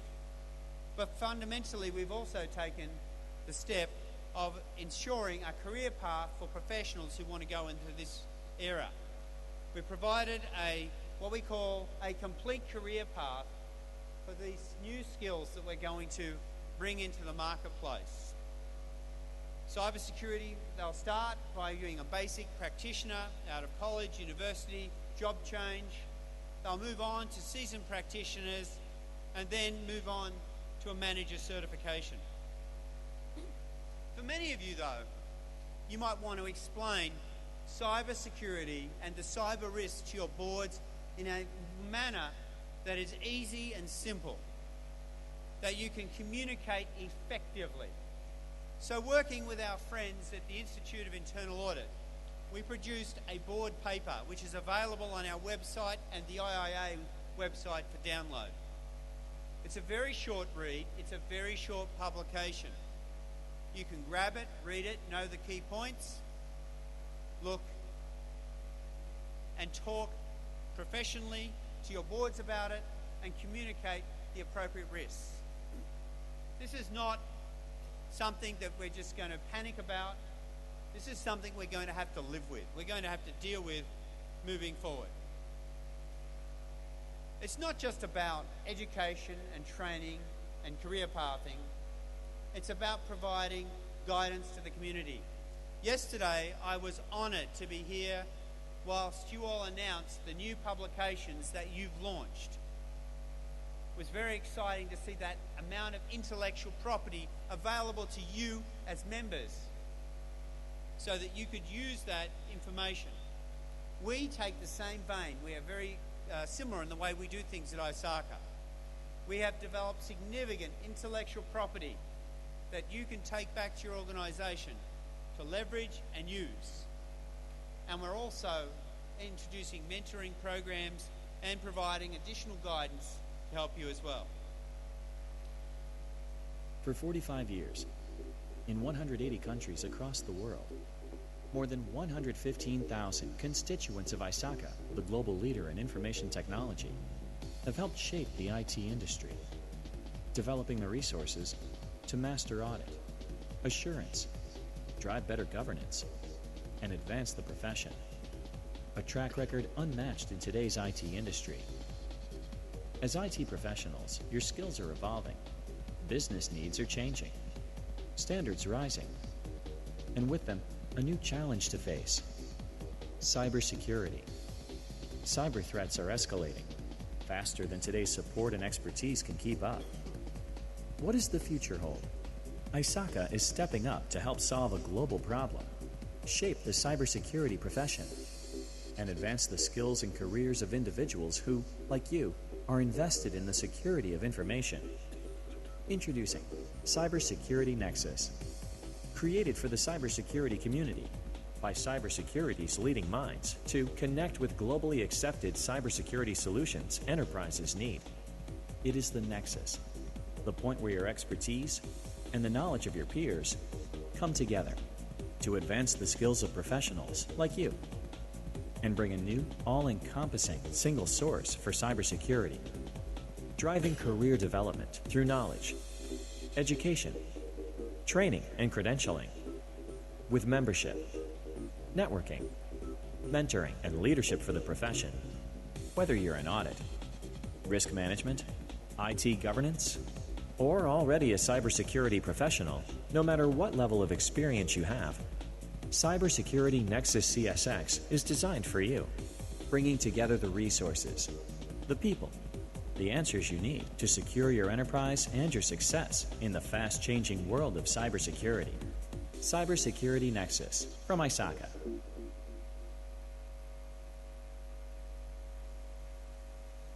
So that's a summary of what we're doing at ICAI. And now as I wrap up with my final words, in your roles, cybersecurity is going to be a challenge that you're going to have in your organisation.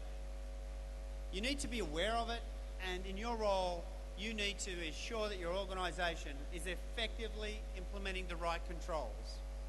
You have the right awareness of the problem, you have the right money allocated to the problem, and you need to realise that in the past, where you could just simply build walls around your business, today you're going to have resiliency in your organisation and capability to act if it happens. If you do have a cyber event, you will need to rapidly bring the management team together, including probably the financial part of the organisation, understand the impact, understand the actions, and execute effectively. It's an interesting challenge. It's one that we as an industry will overcome.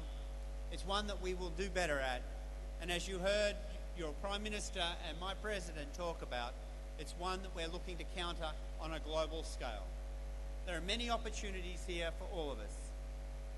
With that, I'd like to thank you for my short time with you. Happy at any time to communicate more with you on this.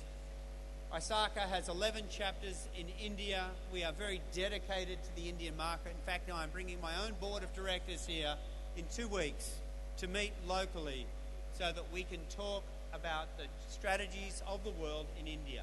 India is an important part of the world, and as I said, as all the analysts tell me, you're heading to number 1. So enjoy the ride. Thank you very much.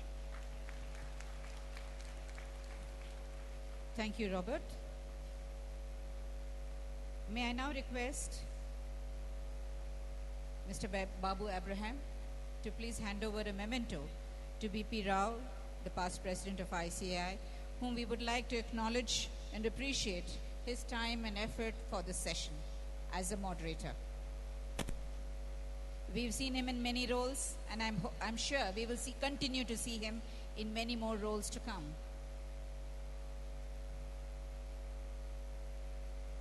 May I request Mr. Babu Abraham to offer a very brief vote of thanks. Like I keep saying, my favorite line, we are always playing catch up. Honorable Past President of the Institute, BP Rao, distinguished President of the ICAI International, Mr. Robert, our Honorable President of the Institute, C.A. Keru, who is sitting in the audience, who is the man behind the show, which made this possible for all of us, this wonderful international conference at Garden City, other delegates. I have no doubt Mr. Rob has robbed the heart of all of us, not only by your charming personality, but through your brilliant presentation too. Hearty congratulations to you, Mr. Rob, for the excellent presentation. I'm sure all of us will agree we are all living in the digital era. And everything is at your doorstep, whether it is shopping, whether it is banking, whether it is your financial transactions and accounting, everything today at your doorstep. But we have to pay a price for this technological advancement through the cyber security crimes. I'm sure after hearing Rob, all of us will agree that there is a tremendous amount of opportunity for professionals like us in the field of cyber security. I'm sure we should be all able to utilize, you have seen the kind of facts and figures before us in terms of security violations. Today, even the country's security, internal security is compromised through the information systems. Therefore, I'm sure this gives us should be an eye-opener for all of us to specialize in the field of security. And on behalf of the conference committee and on behalf of all of you present here and on behalf of the Institute of Chartered Accountants of India, Mr. Rob, we are deeply obliged to you for coming all the way down from US to join us and making a presentation and enlightening us, all of us. Thank you very much. And I'm B.P. Rao. He's a son of the soil. He's the first president from Karnataka, and he has taken us through a brief introduction. Sir, on behalf of all of you present here and on behalf of my president, C.A. Keiriku, your own youngster who has assumed your successor, let me thank B.P. Rao for coordinating this session, sir, and chairing. Thank you very much. Thank you so much, gentlemen. We continue our journey in this growth, in this desire to learn more, to continuously upgrade our knowledge. Having spoken about cybersecurity and how important it is and what is the cost for different organizations, we also need to understand that we as members of this profession need to be digitally educated. It is not enough for us to know how to receive and send email. We need to understand how the clients are organized in terms of the digital world. We need to learn how to communicate. And while we need to do all this, how should we progress? What should we measure ourselves with? These are some of the things we need to deliberate on. So may I request CAN Nityananda, past Central Council member, to please escort Mr. Rob Thomason, Executive General Manager, CPA Australia, onto the dais, please. May I also request CAM Nitin, Regional Council member, SIRC of ICAI, to please join them on the dais. Ladies and gentlemen, I think a little exercise for all our hands is in order. So let's hear it again for all the sessions which are going on. You cannot imagine the amount of hard work and effort it takes to be here, to organize, to present, to distill all your experience and put it up on a few slides. So I think certainly we can look forward to a lot more in this session as in the ones which will follow. So may I request now CAN Nityananda to please offer a bouquet and memento to Mr. Rob Thomason, who is the Executive General Manager, CPA Australia. Rob, these flowers speak to you that we are friends. We thank you for coming. We appreciate your time and effort.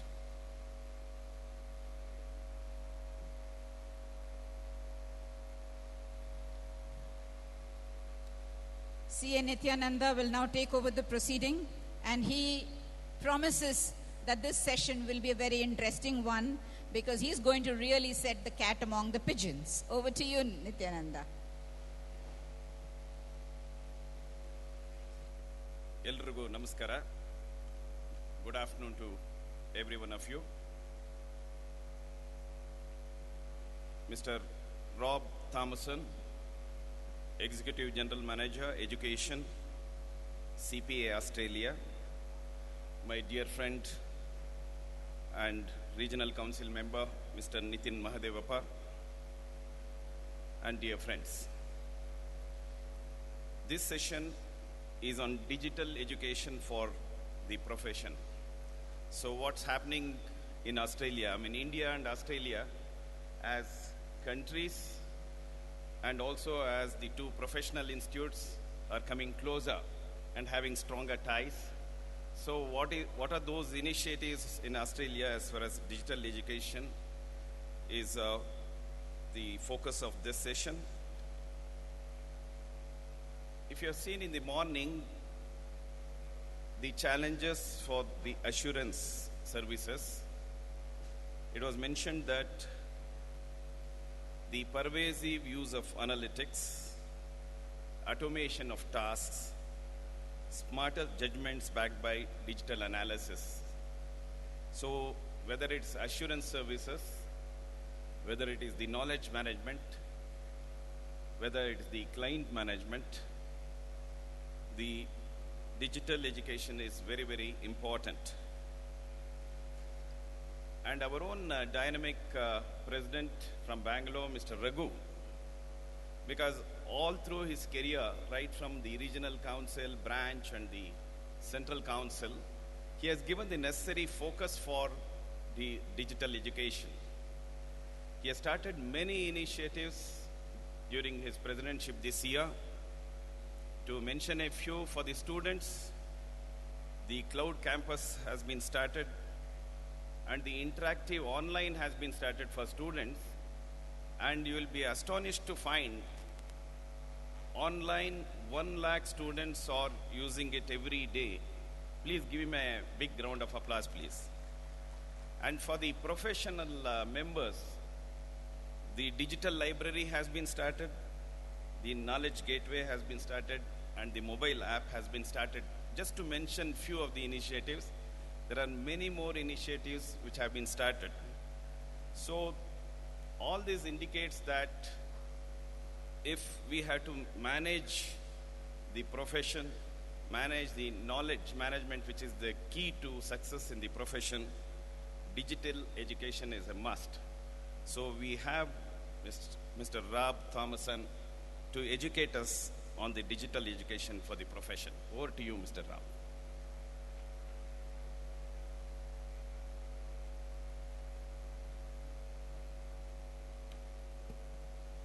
Well, thank you for that introduction.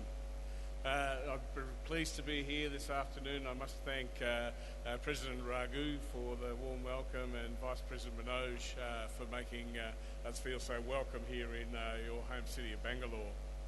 As an Australian, I can't stand here without talking about cricket. The test result was probably closer than it appears, but we were very pleased to win the test. We found that we couldn't get Kohli out, but you couldn't get Smith out. And I think at the end of the day, the combination of those two batsmen made such a difference for our two countries. What I've proposed to talk about this afternoon is what's happening in digital education. And there's an extraordinary change happening in the way that we educate our profession. And I put it to you this afternoon that unless we actually change the way that we educate our profession, we're going to stop people from entering the profession. So it's a very important challenge for us, and we're going to have to really focus on that. And I do talk a little bit in my presentation about what's happening in India as well. Just very quickly about CPA Australia. We have 150,000 members. We've been in operation now for 127 years. We've changed a lot in that period of time, but you'll see some of my examples that we haven't changed very quickly at all around the education space. But I think what I wanted to start to challenge some of the thinking before we get into some of my other areas is about about what's happening in terms of education, what's happening to our youth, what are our younger people looking for in education. And I want to start off with a short clip. This is a short YouTube clip of, it's 2 years old, of a couple of babies who are working with magazines. But watch the finger movements of these children as they're looking at the magazines.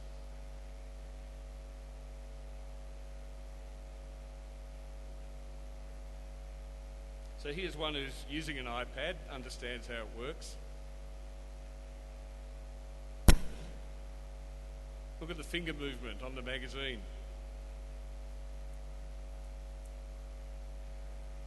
Doesn't seem to work. Again, the finger movement.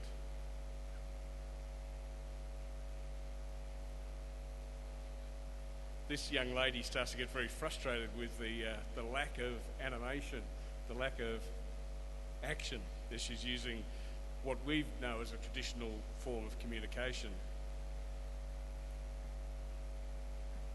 Now the magazine's not turning off, and you watch her test her finger in a moment. Yeah, it works, but it doesn't work on the magazine. These young children are entering our education system, our formal education system at the moment. They're moving into what is going to be our secondary school system. This is out of the United States. Same thing's happening in Australia, same thing's happening in your country. If we move to the next slide, this is looking at what's happening in our secondary schools. This secondary school is in Australia. It's in rural Australia, so it's not a city campus. It's a rural secondary school. It's not a private campus, it's a government-funded campus. If we could just play that video. Look at the number of devices these children are using. They're moving between iPads to laptops, to Macs, to iPhones.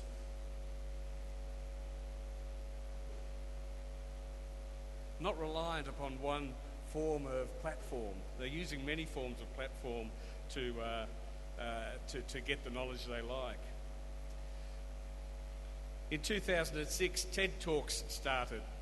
This is an extraordinary phenomenon in terms of the way people are now gathering knowledge. And you look at TED Talks, there are hundreds of them online now. One that particularly took me is one by Ken Robinson, who's a commentator in education, How Schools Kill Creativity. That particular TED Talk runs for 19 minutes. It's now been reproduced in 58 languages and it's been downloaded 29 million times. So people are expecting their knowledge to come in smaller chunks. They're looking for what we call micro-learning. They're going to learn in very different ways to what you and I learned when we went through university and when we did our professional certification. So I put it to you how a university is starting to manage this phenomenon. And in 2012, only 3 years ago, MOOCs, massive open online courses, started to appear from universities. And there are a number of MOOC providers. Coursera, they now have something like 4 million enrolments in their programs, but less than 10% of those people actually complete the program. They're going there for a piece of knowledge. They're not going there to actually get a certificate out of the program. Coursera, their platform provides quizzes, it provides short segments of learning, pre-recorded video. They've got different sorts of exercises, quizzes that people can work on as they work through their knowledge. Ivy League universities are also getting involved in these programs through Wharton. There's a program on accounting. People are doing these rather than going to university. Another provider, edX, doing a lot of work in this space. Udacity tends to be mainly IT-related programs, but all of them have very similar phenomenon. They all have small pieces of learning that are not necessarily aimed at somebody getting a certificate or a degree. They're aimed at people who are wanting to understand a particular area of knowledge or want to become proficient in a particular area of knowledge. FutureLearn comes out of the Open University, and I know here in India, the Indira Gandhi National Open University was modelled on the Open University. This is quite an exciting initiative. It's not just American universities. This is coming out of Britain, and there are many, many universities from around the world who are getting involved in this. What's interesting about FutureLearn is that they're actually developing products which may once have been the domain of the profession. This particular product, Managing My Money. So your clients are now starting to look at this, gathering knowledge from these reputable providers of education, so that they may not be looking to the profession for that future, or in the future. So what's happening in India? Swayam, which was announced by Prime Minister Modi late last year, will be a MOOC platform here in India. There's currently 3 courses on that MOOC, 1 from Princeton and 2 from IIT in Mumbai. It's online, totally free of cost to the student, and it's something that the Prime Minister here is backing. India is interestingly the second largest market for MOOCs after the USA. So there's a significant interest in these products within India. I noticed with interest the conversation over the last day and a half about what's happening at the ICAI. The ICAI Cloud Campus is a very exciting initiative, and I applaud ICAI on that work. I think the next stage for all of the professional bodies is to understand how to reduce the amount of knowledge that you're trying to convey at any one particular time. Because to get the attention of millennials, to get the attention of our young people coming through into our profession, we need to think differently about how they're going to learn. So a little bit about what we're doing at CPA Australia.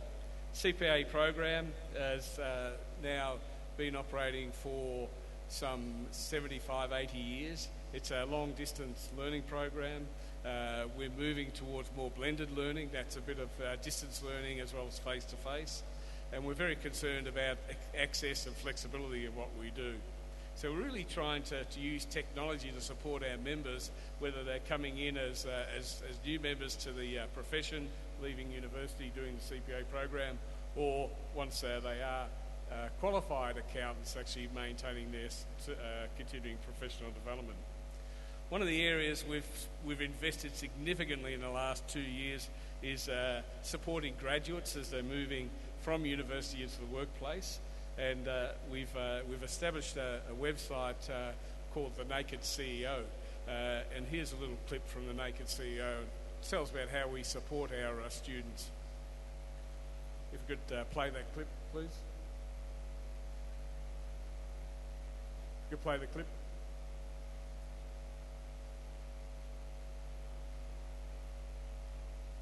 It's the mystery of what's ahead of them. Are they going to be able to do it in the real world? This is the big time, one of the big 4 firms, and there'll be thousands of graduates that would love to be in your spot. So I want you to come and meet the CEO. Join Alex Malley, Chief Executive of CPA Australia. Mentors don't come in a box with a ribbon on it. As he personally mentors students. What are your expectations? I really want to find out how she backed herself. Taking them to meet the CEOs of the biggest brands. Priam, thanks very much for your time. I know you're busy. Now, Damara, we're all looking forward to you having the chance of your lifetime. And getting the inside scoop on getting in and getting ahead. That particular website's now had 2.5 million hits. Students or new graduates can submit questions to Alex, our CEO. Thus far, he has personally answered online 1,000 Ask Alex questions. It's really changed the way that students are now starting to use CPA Australia to make their next step into employment. We have a number of other websites, obviously Facebook, a very important one. Alex Malley, our CEO, is also an influencer on LinkedIn, and we have over 250,000 followers on LinkedIn. We've also used gaming very effectively. This app is called the Boardroom Tycoon. It's now had over 300,000 downloads. It's a game where people can learn how to buy and sell companies, buy and sell assets, and gamification is becoming a very important part of digital learning as we move forward. CPA program, as I mentioned, has been operating for some 75 years. It's started off as a very traditional distance education, print-based, long-distance education program. In 2017, we expect this product to be almost totally digital, and it'll be in the style of the MOOCs, which I showed you earlier. Our exam system this year, 2014, started moving from paper-based examinations, a traditional exam that you would have done when you were at university, to a situation of computer-based examinations. If you look there, 94 years from 1920, where I found this photo, This is of CPA Australia members taking their certification exam in 1920. Very little has changed in the way that we examine our students through to 2014. 94 years to change, and now we're looking at exam rooms which look like this. So students make a time to come and sit the examination, and we can run examinations anywhere in the world. And we currently do run examinations in over 500 locations globally, including here in India. It's also changed the way we're marking our exam papers. So we traditionally have had a range of academics come in for a weekend to spend the whole weekend marking papers. We now mark our papers online. So all the papers are scanned online, and markers can sit and mark those papers in their own office, at home, or we do actually still run a process in Melbourne where people can come into our office. We're also changing the way we do professional development. We're now starting to move away from one-day, two-day programs. We're making our programs much shorter. We're integrating our programs with other digital tools to create a very different sort of approach to CPD than you might have had in the past. So the world's changing, and I think we as professionals have to change. We are all teachers. We all expect to mentor graduates into our respective certification programs. We mentor students into our firms to make sure they provide the right sort of advice to their stakeholders, whether those stakeholders are clients or whether they are members of the public or whether they are corporations. We teach people all the time. What we have to be really careful about as a profession is that we remain relevant to younger people coming into the profession, and we understand how they want to learn so that we can provide the best learning opportunity for those professionals, and that they choose to stay with accounting professionals so that we will indeed save the world. Thank you for your time this afternoon. I enjoyed visiting Bangalore. This is probably my fourth or fifth time to Bangalore. My first time was in the mid-90s, and I can tell you in 20 years Bangalore has changed, but it's still a very pleasant city, and it's certainly not as crowded and as hectic as some other cities in India. So I've enjoyed my time here in Bangalore. Thank you again to the organising committee for inviting us to be here as part of your conference. Thank you very much.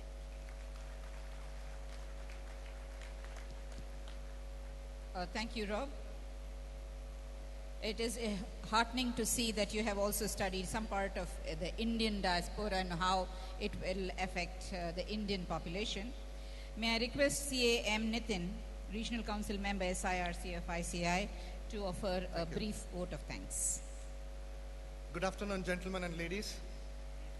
It's my privilege to propose a vote of thanks for the speaker of this session, Rob Thomason. Being in the city of Bangalore and the place from where the president, who has given a lot of initiatives on IT, we always believed, I think many of the members who are present in this hall have definitely witnessed, we in Bangalore branch thought, especially on education for members as well as students, a job done twice should be replaced by a machine. And there is no bar for education. Similarly, we thought we wanted to have all programs recorded and hosted. We introduced in the year 2011, 12, 12, 13, all the programs of Bangalore branch were live telecasted. Rob, it was one of the initiatives, teaching online to the members. Similarly, we recorded so many classes. I think 40% of the classes, which is in the e-learning portal in the year 2012, 13. So education through internet, which is very much available in this country, is very, very essential, and which is fast, which can reach everyone across the globe. Friends, Rob was clearly mentioning the examination system in 1920 to 2014 and how the education is evolved over decades. From last one decade, e-learning has taken a lot of push into the education system, and professional education is no bar. Our institute's initiative, our chairperson has already mentioned, Cloud Campus, members e-library, students library, a lot of initiatives. It's e-world tomorrow. And again, the theme which we were always saying at Bangalore, if you want CPE, come to the institute. If you want knowledge, we will come to your doorstep. That is what today and future of the professional learning. On behalf of the Institute of Chartered Accountants, on behalf of all the Chartered Accountants who are present here, I propose a sincere vote of thanks to you. Thank you very much, Rob Thomason. Big round of applause. Former Central Council member from Bangalore, N. Nityananda, thank you very much for chairing this session, sir. Thank you. Thank you very much, my dear friends. Have a nice day.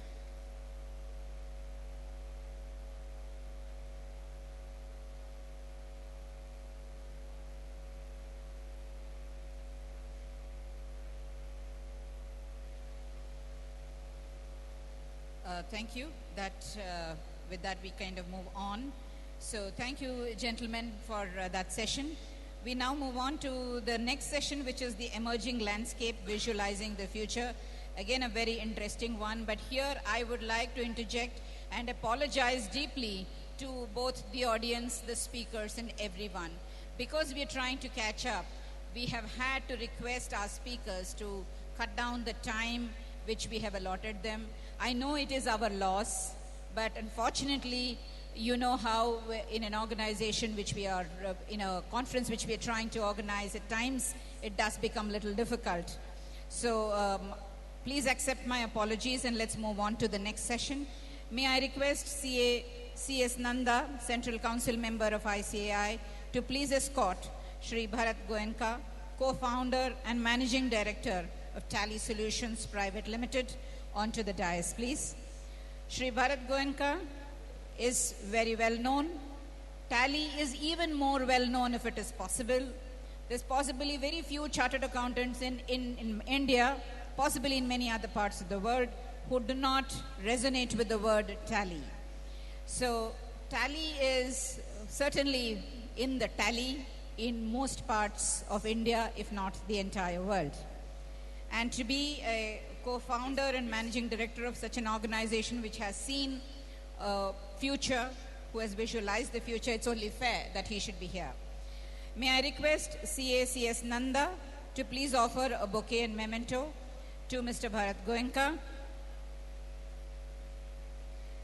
and acknowledge his presence. At the same time, may I request C.A. Kotha Srinivas, Regional Council member SIRC of ICAI, to please join them on the dais. Ladies and gentlemen, do I have to keep requesting you to have some exercise? It's good for the body. Let's hear it again. In the morning, Guruji exhorted us, appealed to us, saying, do a little exercise. If you're sitting in the conference, the only exercise you get is to clap. So please indulge in this exercise for your own well-being as much as for the guests we have. Our session moderator, C.S. Nanda, is now going to take over. Over to you, Mr. Nanda. He will set us the kind of a path which we would like to take on this presentation. So over to you, Mr. Nanda.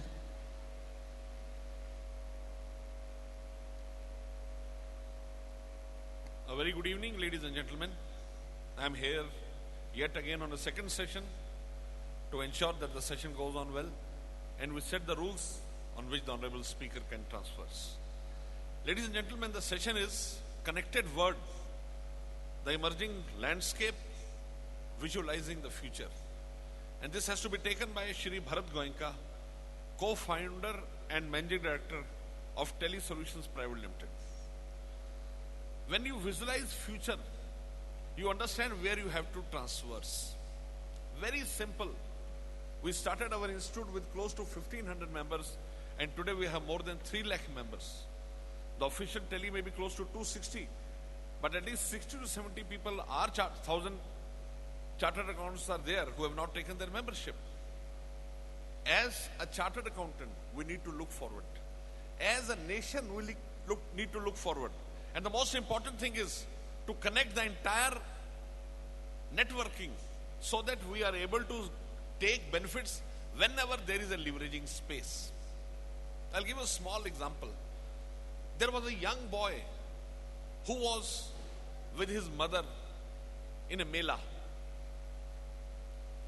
The boy kept on complaining, I want to go home, I want to go home. And after 6 hours, the mother had to make some good shopping. So she simply picked the boy and put him on her shoulders. And after that, the boy could see the entire thing. A little broadening horizon, he could see the entire movements, he could see entire shops, people moving, and he did not want to go. The mother, who was to move at around 6 o'clock, left the place at 11 in the night. A simple elevation. And when it comes to professional elevation, people who understand how we need to connect the world. Our Indian chartered accountants are known worldwide. We have so many people from all across the globe who have come here. We have a special session tomorrow with all chapter chairmen from Singapore, from Dubai, from Abu Dhabi,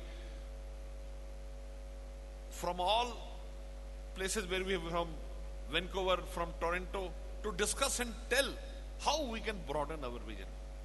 And here we have Mr. Goenka, a man who has led Tele to this level that every chartered accountant knows what Tele is and maximum use Tele for their benefits and for the benefits of their clients. So let us listen from Mr. Goenka what Tele is, and more importantly, how he feels futures can be undertaken and networks can be broadened. Over to Mr. Goenka, please.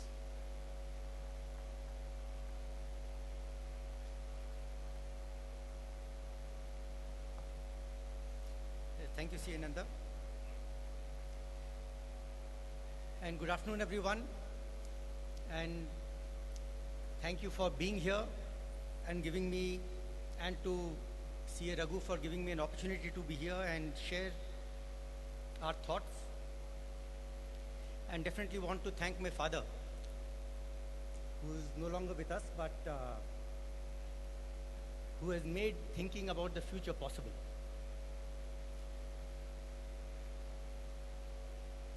I will take 2-3 minutes about the past and then really spend the rest of the time on the future. And we'll start from, sorry, how does this work?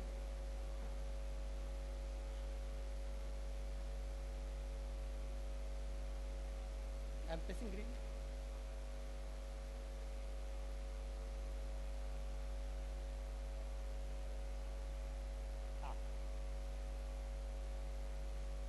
Well, so we'll start from the first era of enterprise computing, which was really, I think many of you are here, have got hair like mine. So you will remember the days of the data processing centers. Few people were allowed to get inside. You had to leave your shoes outside the room. And it was computing. It was enterprise computing. At the same time, it was not computing for the mass of the enterprises. This word, consumerization, is really about how enterprises are changing because of the way human behavior at a consumer level is changing. The personal computer was meant for ordinary citizens, and it changed the way enterprise computing was done forever. The masses were now computerized. Literally every single business of any size is today computerized, and the reason for that had been the advent of the personal computer, which is the first wave of consumerization which took place. And yet, a few companies in that second era used connectivity in any form. So used to have VSATs, used to have point-to-point connectivity, and again it was meant for the large organizations, which led to the third era. Yet another wave of consumerization. The internet changed everything. I can confidently say there will not be a single person inside this hall who has not seen their email today, in spite of the fact that they have not been in their offices. It has changed everything about the way individuals work, about the way organizations work. At the same time, it is unfortunate that enterprises remain islands.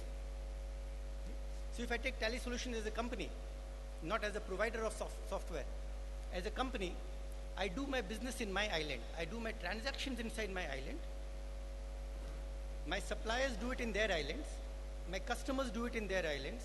The government does it in its own island. Which implies that what is the next real era of enterprise computing going to become? We strongly believe it is again led by the same aspect of consumerization. 5 years ago, at a conference like this, every single person who would attend would be carrying a laptop. Today, I'll be surprised if more than 20% of you carry your laptops, because you're already carrying your computing device, and your computing device is no longer the laptop. We have moved beyond the PC, we have moved beyond Windows into the consumer world. We have not yet moved beyond those activities inside the enterprise world, but that's the next wave, which is guaranteed to happen. What will it imply is similar to what has happened into the consumer world, which is moving into the world of business networks. And the concept of a business network will really, really change everything. We'll take a simple aspect. So I've given some 4 or 5 very small examples of what will change. Today, when you look at transaction authentication, which is something which all of you are deeply concerned about because that's part of your profession, you are supposed to say whether the books reflect the real picture of a particular organization. Transaction authentication is not bilateral, it is unilateral. It is done within the island of the enterprise with correspondent attempts to discover whether someone has potentially forged a transaction. The moment you look at connected businesses, inherently all transaction authentication will start becoming bilateral. This simple fact alone has got the power to change virtually the way we think about the next 5 years. Once you have got bilateral authentication, inability to repudiate, everything about what you would do is going to change drastically. Information democratization. As individuals, we have Wiki, we have Google, we have everything. But let's take a simple thing. I want to transact with a new supplier. Not easy for me to get all the statutory information I require to transact properly. I have to get a TIN number, I have to get a PAN number. I get those pieces of information, typically electronically in form of an email, and enter it into my system because there is no other way to get that information. There is no other way to validate that information, and significant amount of time and energy is spent in trying to ensure that the information remains accurate and remains relevant. That's because systems were built for enterprises as islands. They were not built for the connected era. They were not built for the business network. Enterprise privacy.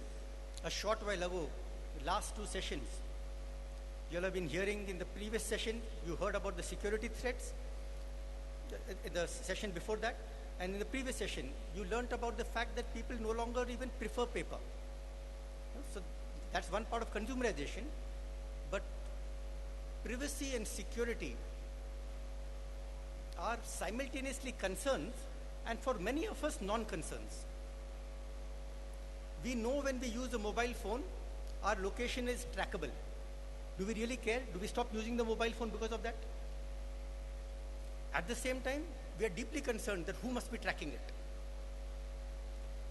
Today, enterprises are islands. They are able to think about privacy in that domain. In a connected world tomorrow, the concept of enterprise as an island will disappear. The same kind of emotions associated with personal privacy and personal security will pervade the way an enterprise thinks about itself.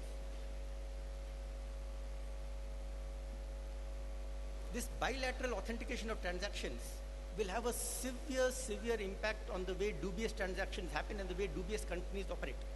Something which I think all of you are deeply, more or less on a daily basis involved in. I'm not trying to say it involved in creating the dubious company, but trying to figure out how do you ensure that the custodianship which has been given to this august body is being able to be lived up to. again the way you will think about transparency will change drastically. I have had the privilege of participating in multiple discussions at multiple forums with the government now as they are planning their taxation policies for the future. And they are now planning it for a digital India. It is no longer be planned from the perspective of saying that some people may be digitized, so let us give them a facilitation. It is now being planned with a completely reverse mindset. It is assumed if you are in the tax net, you are guaranteed to be digitized. So let's create processes, let's create policies which will simplify that, and the handful of people who remain manual will nevertheless come to people who have got their enablement. All of these are going to change literally everything. It is not about taking applications to the cloud. It is about the way you do everything. The way you advise will change. Simply because of the way the information of the enterprise will connect to information outside the enterprise. A very small example is if there's an injection molding manufacturing company and it's got a P&L which has got X amount of costs. The availability of peer information to say companies of this size should have had the rental costs or the power costs or their machinery maintenance costs within these parameters will be transparently available to the owner, to you, so the way you think about advising will completely change. The way you think about reconciling will change, where an enormous amount of energy goes, an enormous amount of skill goes in trying to ensure that information between supplier and customer, bank and the company, the government and the company remains reconciled. The moment you have bilateral transaction authentications, everything about reconciliation changes. You have got real-time reconciliation, which is only something to be ratified. It's not something to be verified. Oops. Sorry, that went a little faster. Oh. I'm sorry. Yeah. And yes, it will change the way you verify. The concept of transaction verification, balance verification, all of these will change. And sorry. Yes, that is the future which several companies like us are creating, and that's the future that we are inviting you into. I would want to take one extra minute. I'm trying to make this fast so that the rest of the schedule can catch up.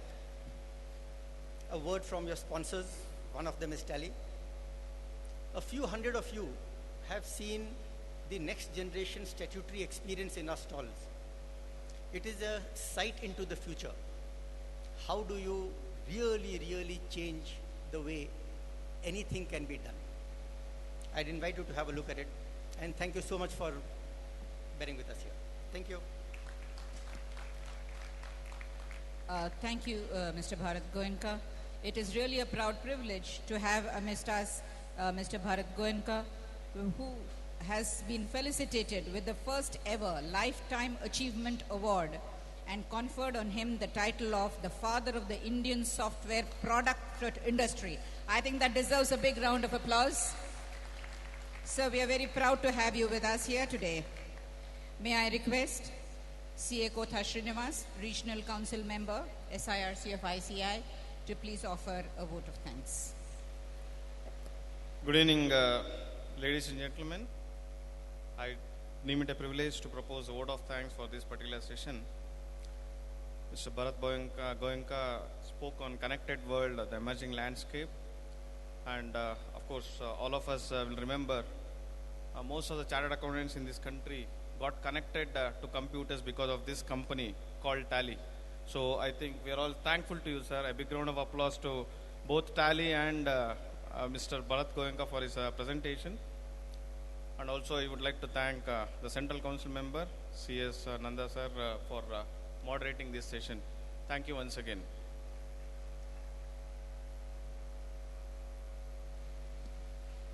Thank you, gentlemen.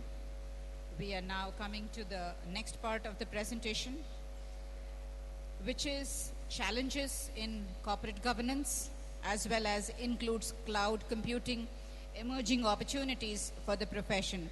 As you will see throughout the conference, we have been focusing on very important aspect, how to create more opportunities for the professionals.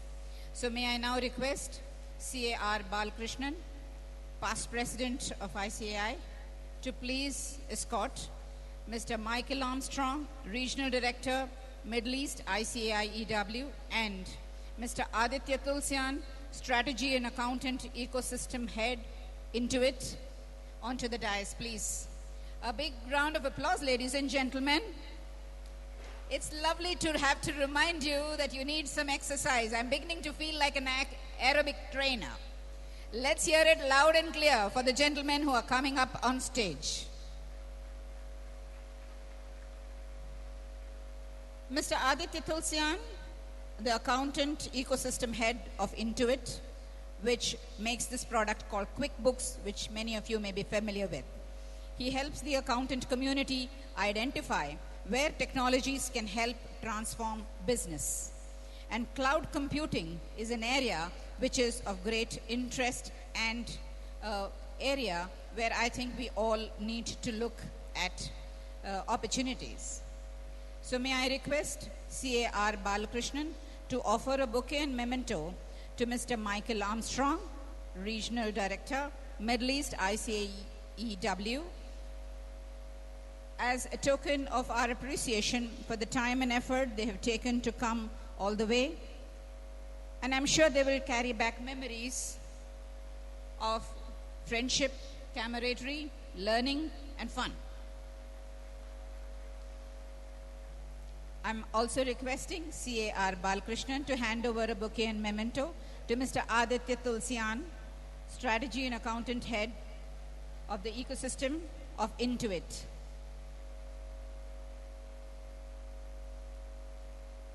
Sir, those colorful flowers talk to you about our interest, our varied emotions we like to bring to you.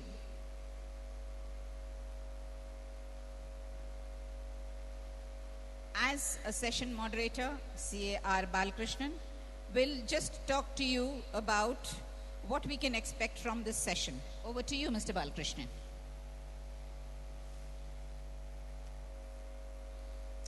The distinguished president of the Institute, Mr. Raghu, the two speakers here on the dais, Michael Armstrong and Aditya Tulsian, distinguished past presidents here, council members, distinguished delegates, ladies and gentlemen. It was quite surprising. 10 minutes back, I was asked to come here. I came to the conference as an observer. Being a senior most member, past president of the Institute region, I thought I'll come and observe the conference.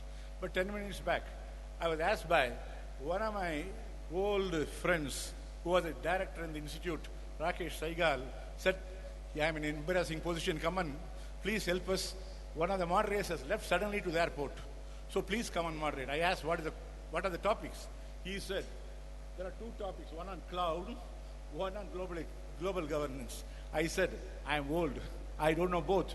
I know cloud because I was flying those days as a pilot. But I know cloud.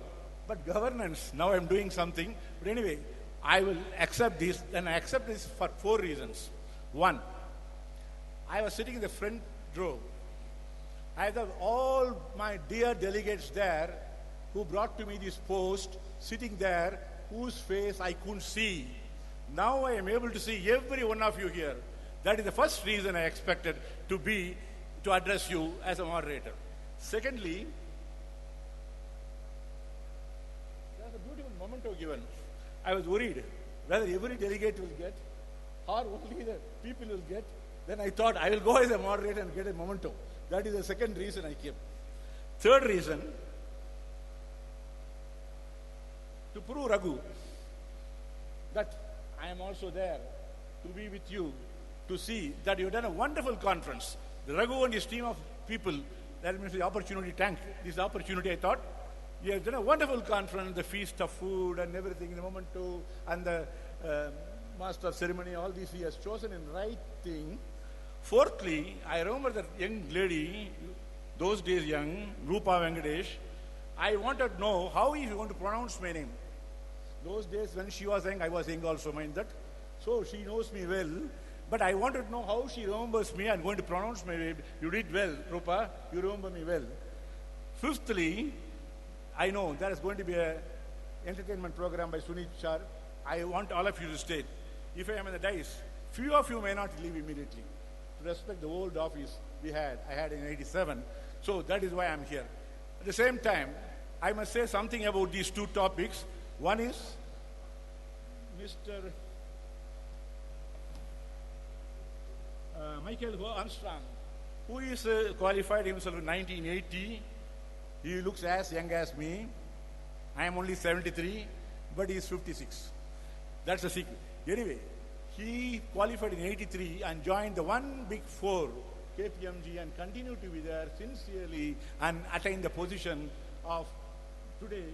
He has joined from KPMG to be a director in Institute of Chartered Accountants of England and Wales. Which institute?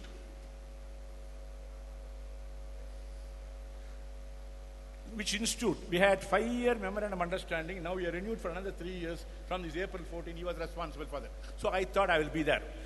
Secondly, we have Aditya Tulshan. But secondly, I mentioned, because a young man from Hyderabad, having come from the Business School of Management, now he is a strategy accountant of ecosystem of Institute India. He is doing a wonderful thing. I want to prove Raghu, the fourth reason, I also read Chartered Accountant magazine. October 14th issue, October 2014 issue, your article is there. So I read it. I want to prove the other people I also read it. So that is why I am here. Anyway, now this, first I am going to give you to take you to the cloud. That is Aditya. You will go to the cloud. What is cloud? I know three things. Cloud is making us data easy, in real time, affordable, and secure. You will from there, you will show the whole world, people expecting you from 24/7 timing, that they want some data from chartered accountants. You cannot sit idle in your room and do something. So they want to do it. That is what he is going to do that. Now, I am not going to come back again. After he takes up, Armstrong is going to take on towards better global governance. This is necessary for everything. He is going to see you how to relook on the governance you're having, on the difficulties you're experiencing globally, and the global governance is must for everybody internationally there. That is going to take. So now first I invite Mr. Aditya Tulshan to say something on the cloud something. Thank you.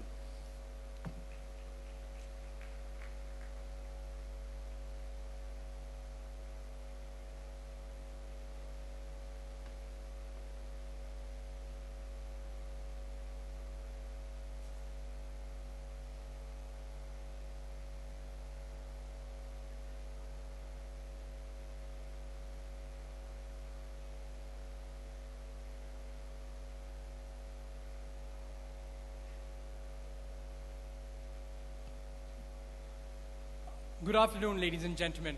It's indeed a pleasure to be in front of you once again.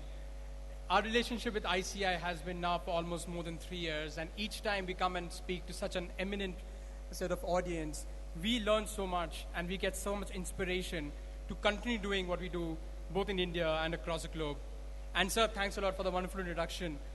It was a very humbling experience to hear the way and you that you also read my article some time back. Thank you, sir. Thanks to the organizers, throughout the day we've really heard quite a bit about how technology is really going about dramatically changing the way both how the accountants are working as well as how the businesses are working. And this is what we are seeing across the globe. And in India particularly, over the last couple of years, a very interesting trend is happening. And the trend is actually being called being Bangalored. And what I mean by being Bangalored really is that a number of technology startups right here in India, right here in Bangalore, are dramatically changing the way consumers like you and me are going about our daily lives.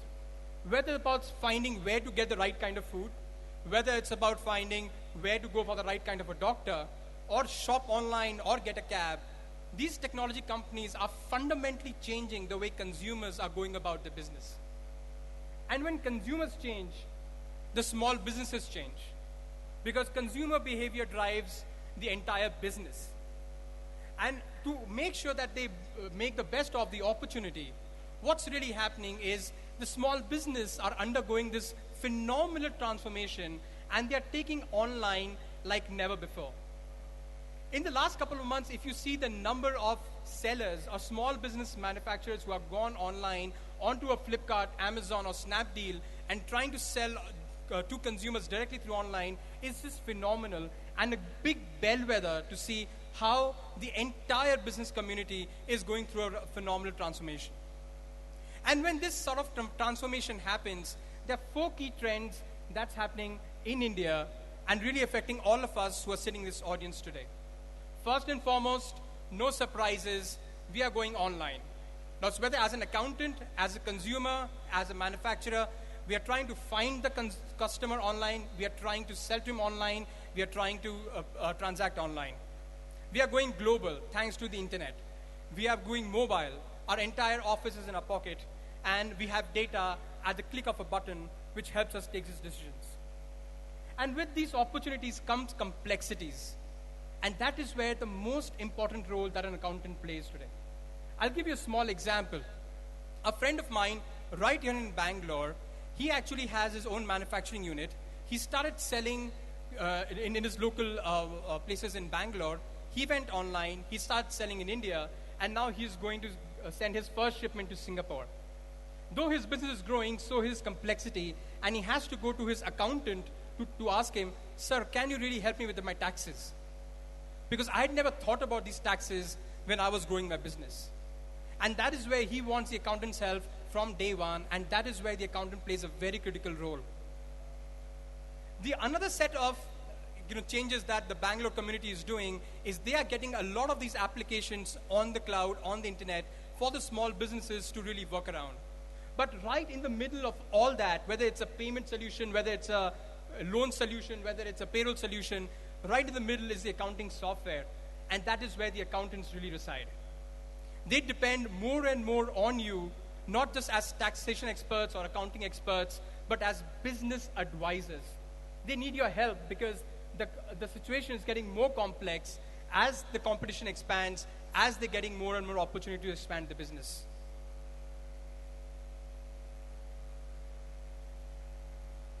So, in the spirit of time, I'll quickly shift over to the second part of my conversation with you.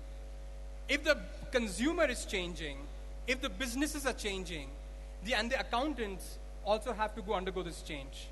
And not only do they have to adapt to this change, but they have to become the catalyst for the change for the other million businesses that they support. And a lot of us, when we speak to any accountants, they have one question.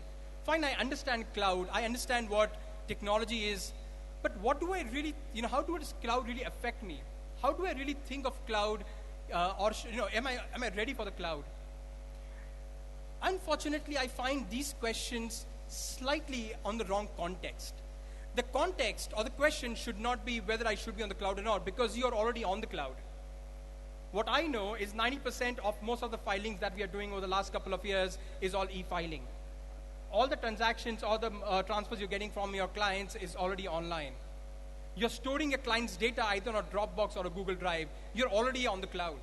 The question really is, from a strategic perspective, how do I think of cloud for my practice? Not from a tactical perspective, is which tool should I use? And that is where, I want to quickly ask you just 3 simple steps. And so this goes back to the article I wrote some time back. The 3 simple steps should be, 1, what is your vision for your own practice? Because that's where it all starts. 2nd, based on the vision that you have, what services do you want to offer to your clients, and how do you want to offer those services? And the 3rd, once you're clear about the services and your clients, how do you really want to offer them? For me, this is the only key element in this entire discussion when you think about the cloud. Let's not think of the cloud because someone says it is a next big thing, or everyone is moving to the cloud, or it is more economical. Those are not the right reasons for you to go. The real reasons for you to go is one, what is the real vision that you have for your practice? When you started your company, when you thought about that you wanted to be a practicing accountant, what do you really want to do? Second, which set of customers are you really want to concentrate on? As an example, are they going to be large enterprises? Are they going to be small enterprises? Are they going to be global companies? Are they going to be local companies? Are they going to be manufacturing firms, service sector, the new tech firms? Chances are a lot of you play in all these segments, but all of you will have a sweet spot that you want to concentrate on. And that, ladies and gentlemen, is very key for you to understand why you should adopt cloud and how you should adopt cloud. And based on that, the second piece comes in, what services you want to offer. Because now, depending on the services and your client profile, you should think about what are the tools or what are the cloud technologies or what are cloud applications you should use and how you should use them. Once you're clear on who your customer is that you want to serve, you are clear on which services you want to offer, the question becomes even more simpler. How do you want to serve them? Do you want to be all paperless because all your small business clients are all tech firms and they just want nothing to do with paper? Do you want to become a virtual CFO wherein you want to offer an end-to-end gamut of solutions to your clients because you think of yourself as a CFO to them rather than just a tax or an accounting expert? And third is, do you want to offer a platform to them so that they can come and use your solutions, or you want to use their solutions and serve them better? Once you're clear on that, this is the last and the easiest segment. And this is where, unfortunately, the maximum confusion comes, because a lot of technology companies, even like us, we keep talking about different aspects of SaaS. We talk about SaaS as a service. We talk about SaaS as a platform, SaaS as an infrastructure. To be honest, these are all just buzzwords, or they are just technical words that we use at our end. At the consumer's end, that doesn't matter. What really matters are very simple basics. Things like, do you and your client have connectivity? Second, does whatever you're using, what infrastructure you're using, is it secure? We had a very interesting session on data security. You have to make sure that your provider gives you the best level of international security.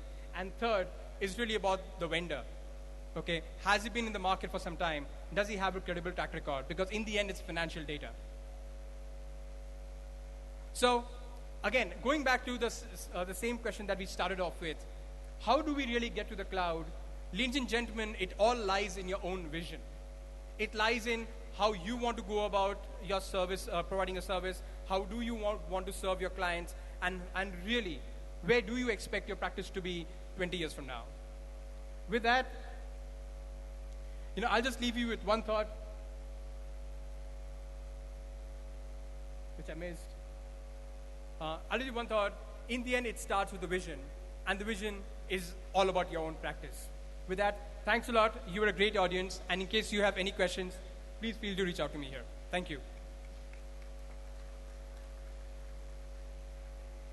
Thank you, Mr. Aditya Tulsian. May we now request Mr. Michael Armstrong, Regional Director, Middle East, ICAI-EW, to please address the gathering.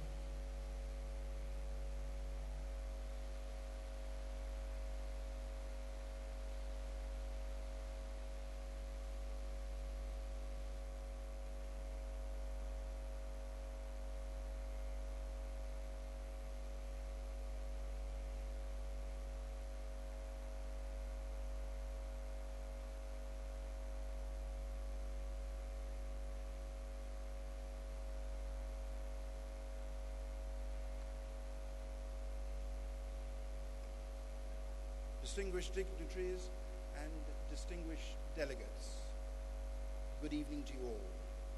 I must just start by saying how impressed I was by the previous speaker. I was watching the clock here. He did it bang on 10 minutes. I think, like me, he probably had a 30-minute speech. So I'm going to try my best to follow suit. But I must just say I'm delighted to be here in Bangalore for the 2015 International Conference hosted by the Institute of Chartered Accountants of India. I'm pleased to have been invited by President ICAI Raghu. And it's important for me to join such an illustrious event with so many high-powered speakers in front of such an impressive and large audience, with so many Indian and international dignitaries. Thank you. As in the introduction, I am based in Dubai. I'm the regional director for the ICAEW, that's the Institute of Chartered Accountants, England and Wales, covering the Middle East, Africa, and South Asia. I think you may know that the ICAEW has some 145,000 members across 160 countries, and indeed, I'm pleased and proud to say that we have more than 300 members here in India. ICAEW was founded in 1880 and was one of the first chartered accounting bodies. I'm also pleased to say that the Institute of Chartered Accountants of India was set up in 1949 and is now one of the largest and most respected chartered accountancy bodies in the world. And I think it's with some 230,000 members, which is a truly global and respected body. And I'm proud to say that we have a strong relationship between ICAEW and ICAI, and I think it was alluded to earlier on that we first signed a memorandum of understanding in 2008, recognizing the high quality of standards of the ICAI qualification. And it was renewed recently in November at the World Congress of Accountants held in Rome. And as part of our commitment to the wider relationship with ICAI, we have launched scholarship schemes here in India in 2013 that supported over 150 members of ICAI on ACA training programs in Delhi, Mumbai, and Pune. ICAEW is very interested in the profession and publishing over 40 thought leadership pieces a year. Now today I have the privilege of speaking to you about the corporate governance since the UK banking crisis in 2007-2008. We decided to look again at the fundamental questions about what businesses do and why and what they're responsible for. I'm going to try and shed some light on some pressing but apparently unsolvable issues like company pay, company behavior, tax avoidance, diversity in boards. And I hope that some of these reflections might add to the debate. Just to let you know that more than half our members work in business, many in the larger global companies listed on the London Stock Exchange. Over 80% companies have an ICAEW chartered accountant on the board as a CFO or a CEO. And we worked together on the original Cadbury Corporate Governance Code some 20 years ago. I think much has changed in the governance landscape following the financial crisis. There are a lot of challenges after the financial crisis for corporate governance which affect everyone wherever they live. And in the UK, the financial crisis showed that many businesses, perhaps concentrating on the maximizing short-term profitability, had failed to think about where they were heading. There's been some serious failures in corporate governance. One only has to reflect on the LIBOR rate fixing and a lot of unethical behavior, which we were told was exceptional. However, we're starting to think that this picture might have been the norm. After the crisis, there's been a lot more regulation. To such an extent, companies have been taking and very wary of taking risks, maybe seeing less profits and possibly safer, but how long will this last? We have to ask ourselves. We have to also stop and ask, why has no one stopped companies taking more risks until now? And this debate is only happening now. I want us to look at the capital markets. I beg your pardon. I want us to look at the changing capital markets to make sure that we understand that not only have a large group of shareholders changed their complexion, and they do not nowadays regularly take interest in the companies in which they invest.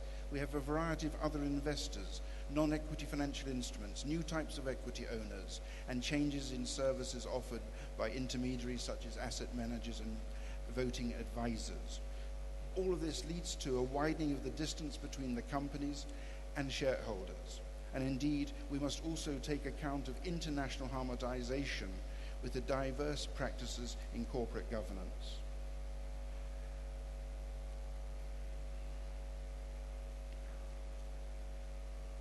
I think I want to just share with you our response. We feel that better governance is critically important. After all, the individual companies do affects the business culture of the country. However, you cannot just change company behavior by tightening laws and regulations, particularly if companies do not want to change. We've got a new series of new challenges of thought leadership, which we've been publishing about corporate governance, and we've posed 5 questions. You can see the questions there, but basically what companies should be responsible for, what are the overarching principles of corporate governance, when is it comply or explain the right approach, and how diversified should boards be, and who should be covered by the codes.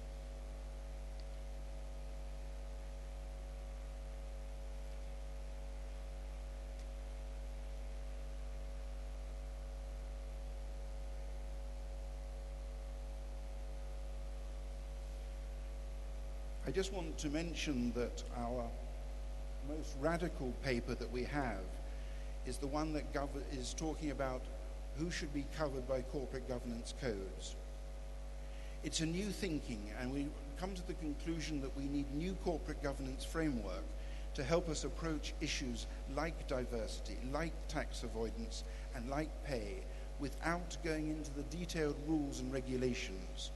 We think it's time for a fundamental review of how existing corporate governance works and who it applies to. We believe, therefore, there should be a broad framework for business conduct that is shaped and owned by everyone with a business interest. It's indeed a broad consultation that we need to make this happen. We would recommend consultation on what the new framework should look and embody.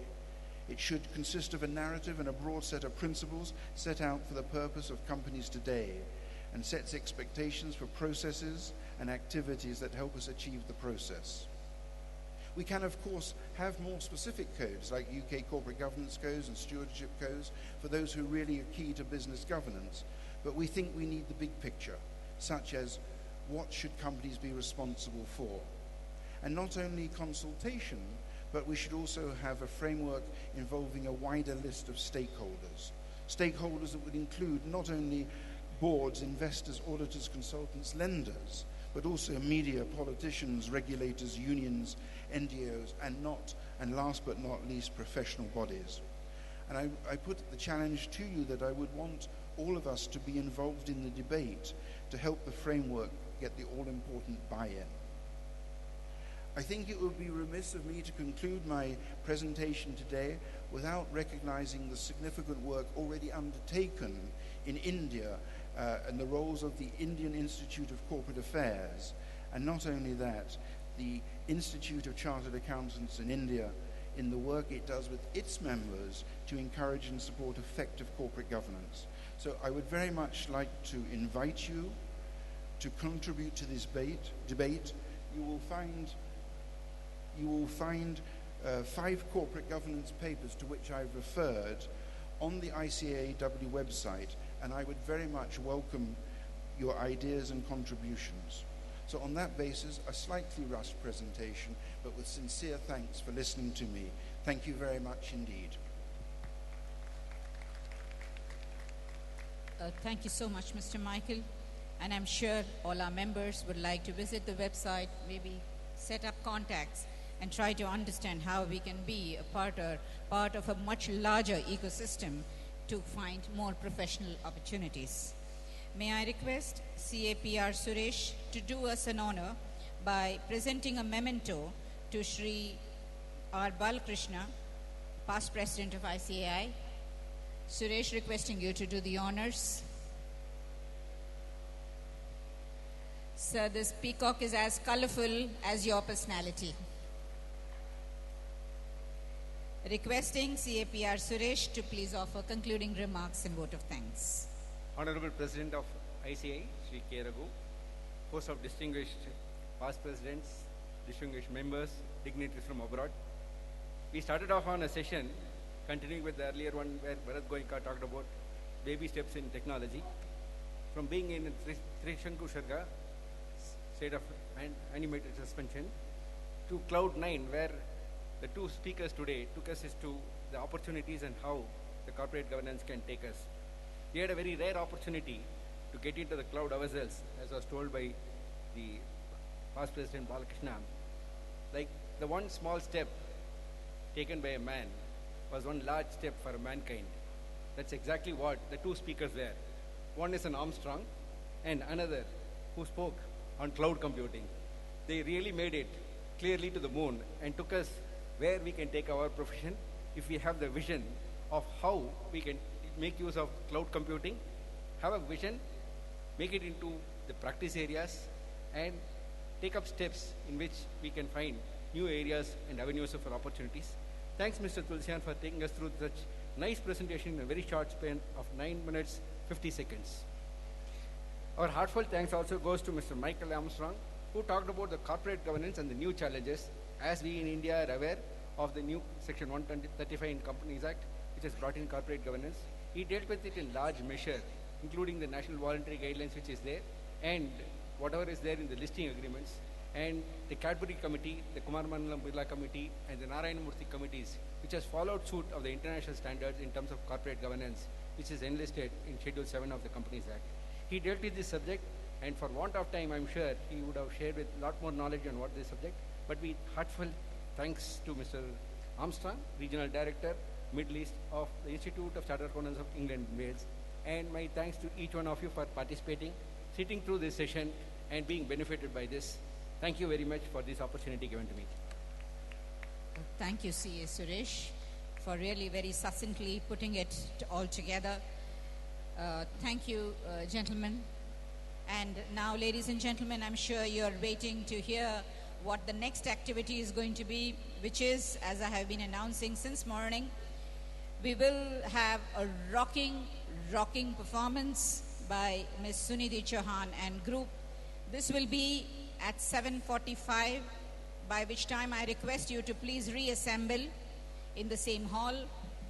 Those of you who would like to go home, bring your families, please do so, and ensure that you stay with us for dinner.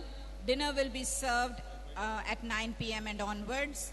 We're requesting all of you to please assemble back by 7:45, and we promise you in return a really rocking performance.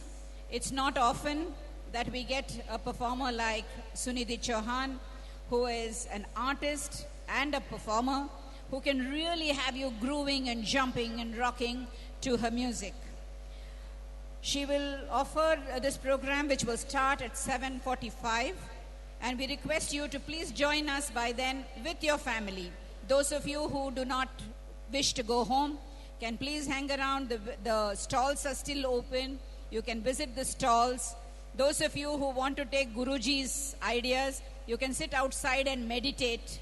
For those of you who still want to take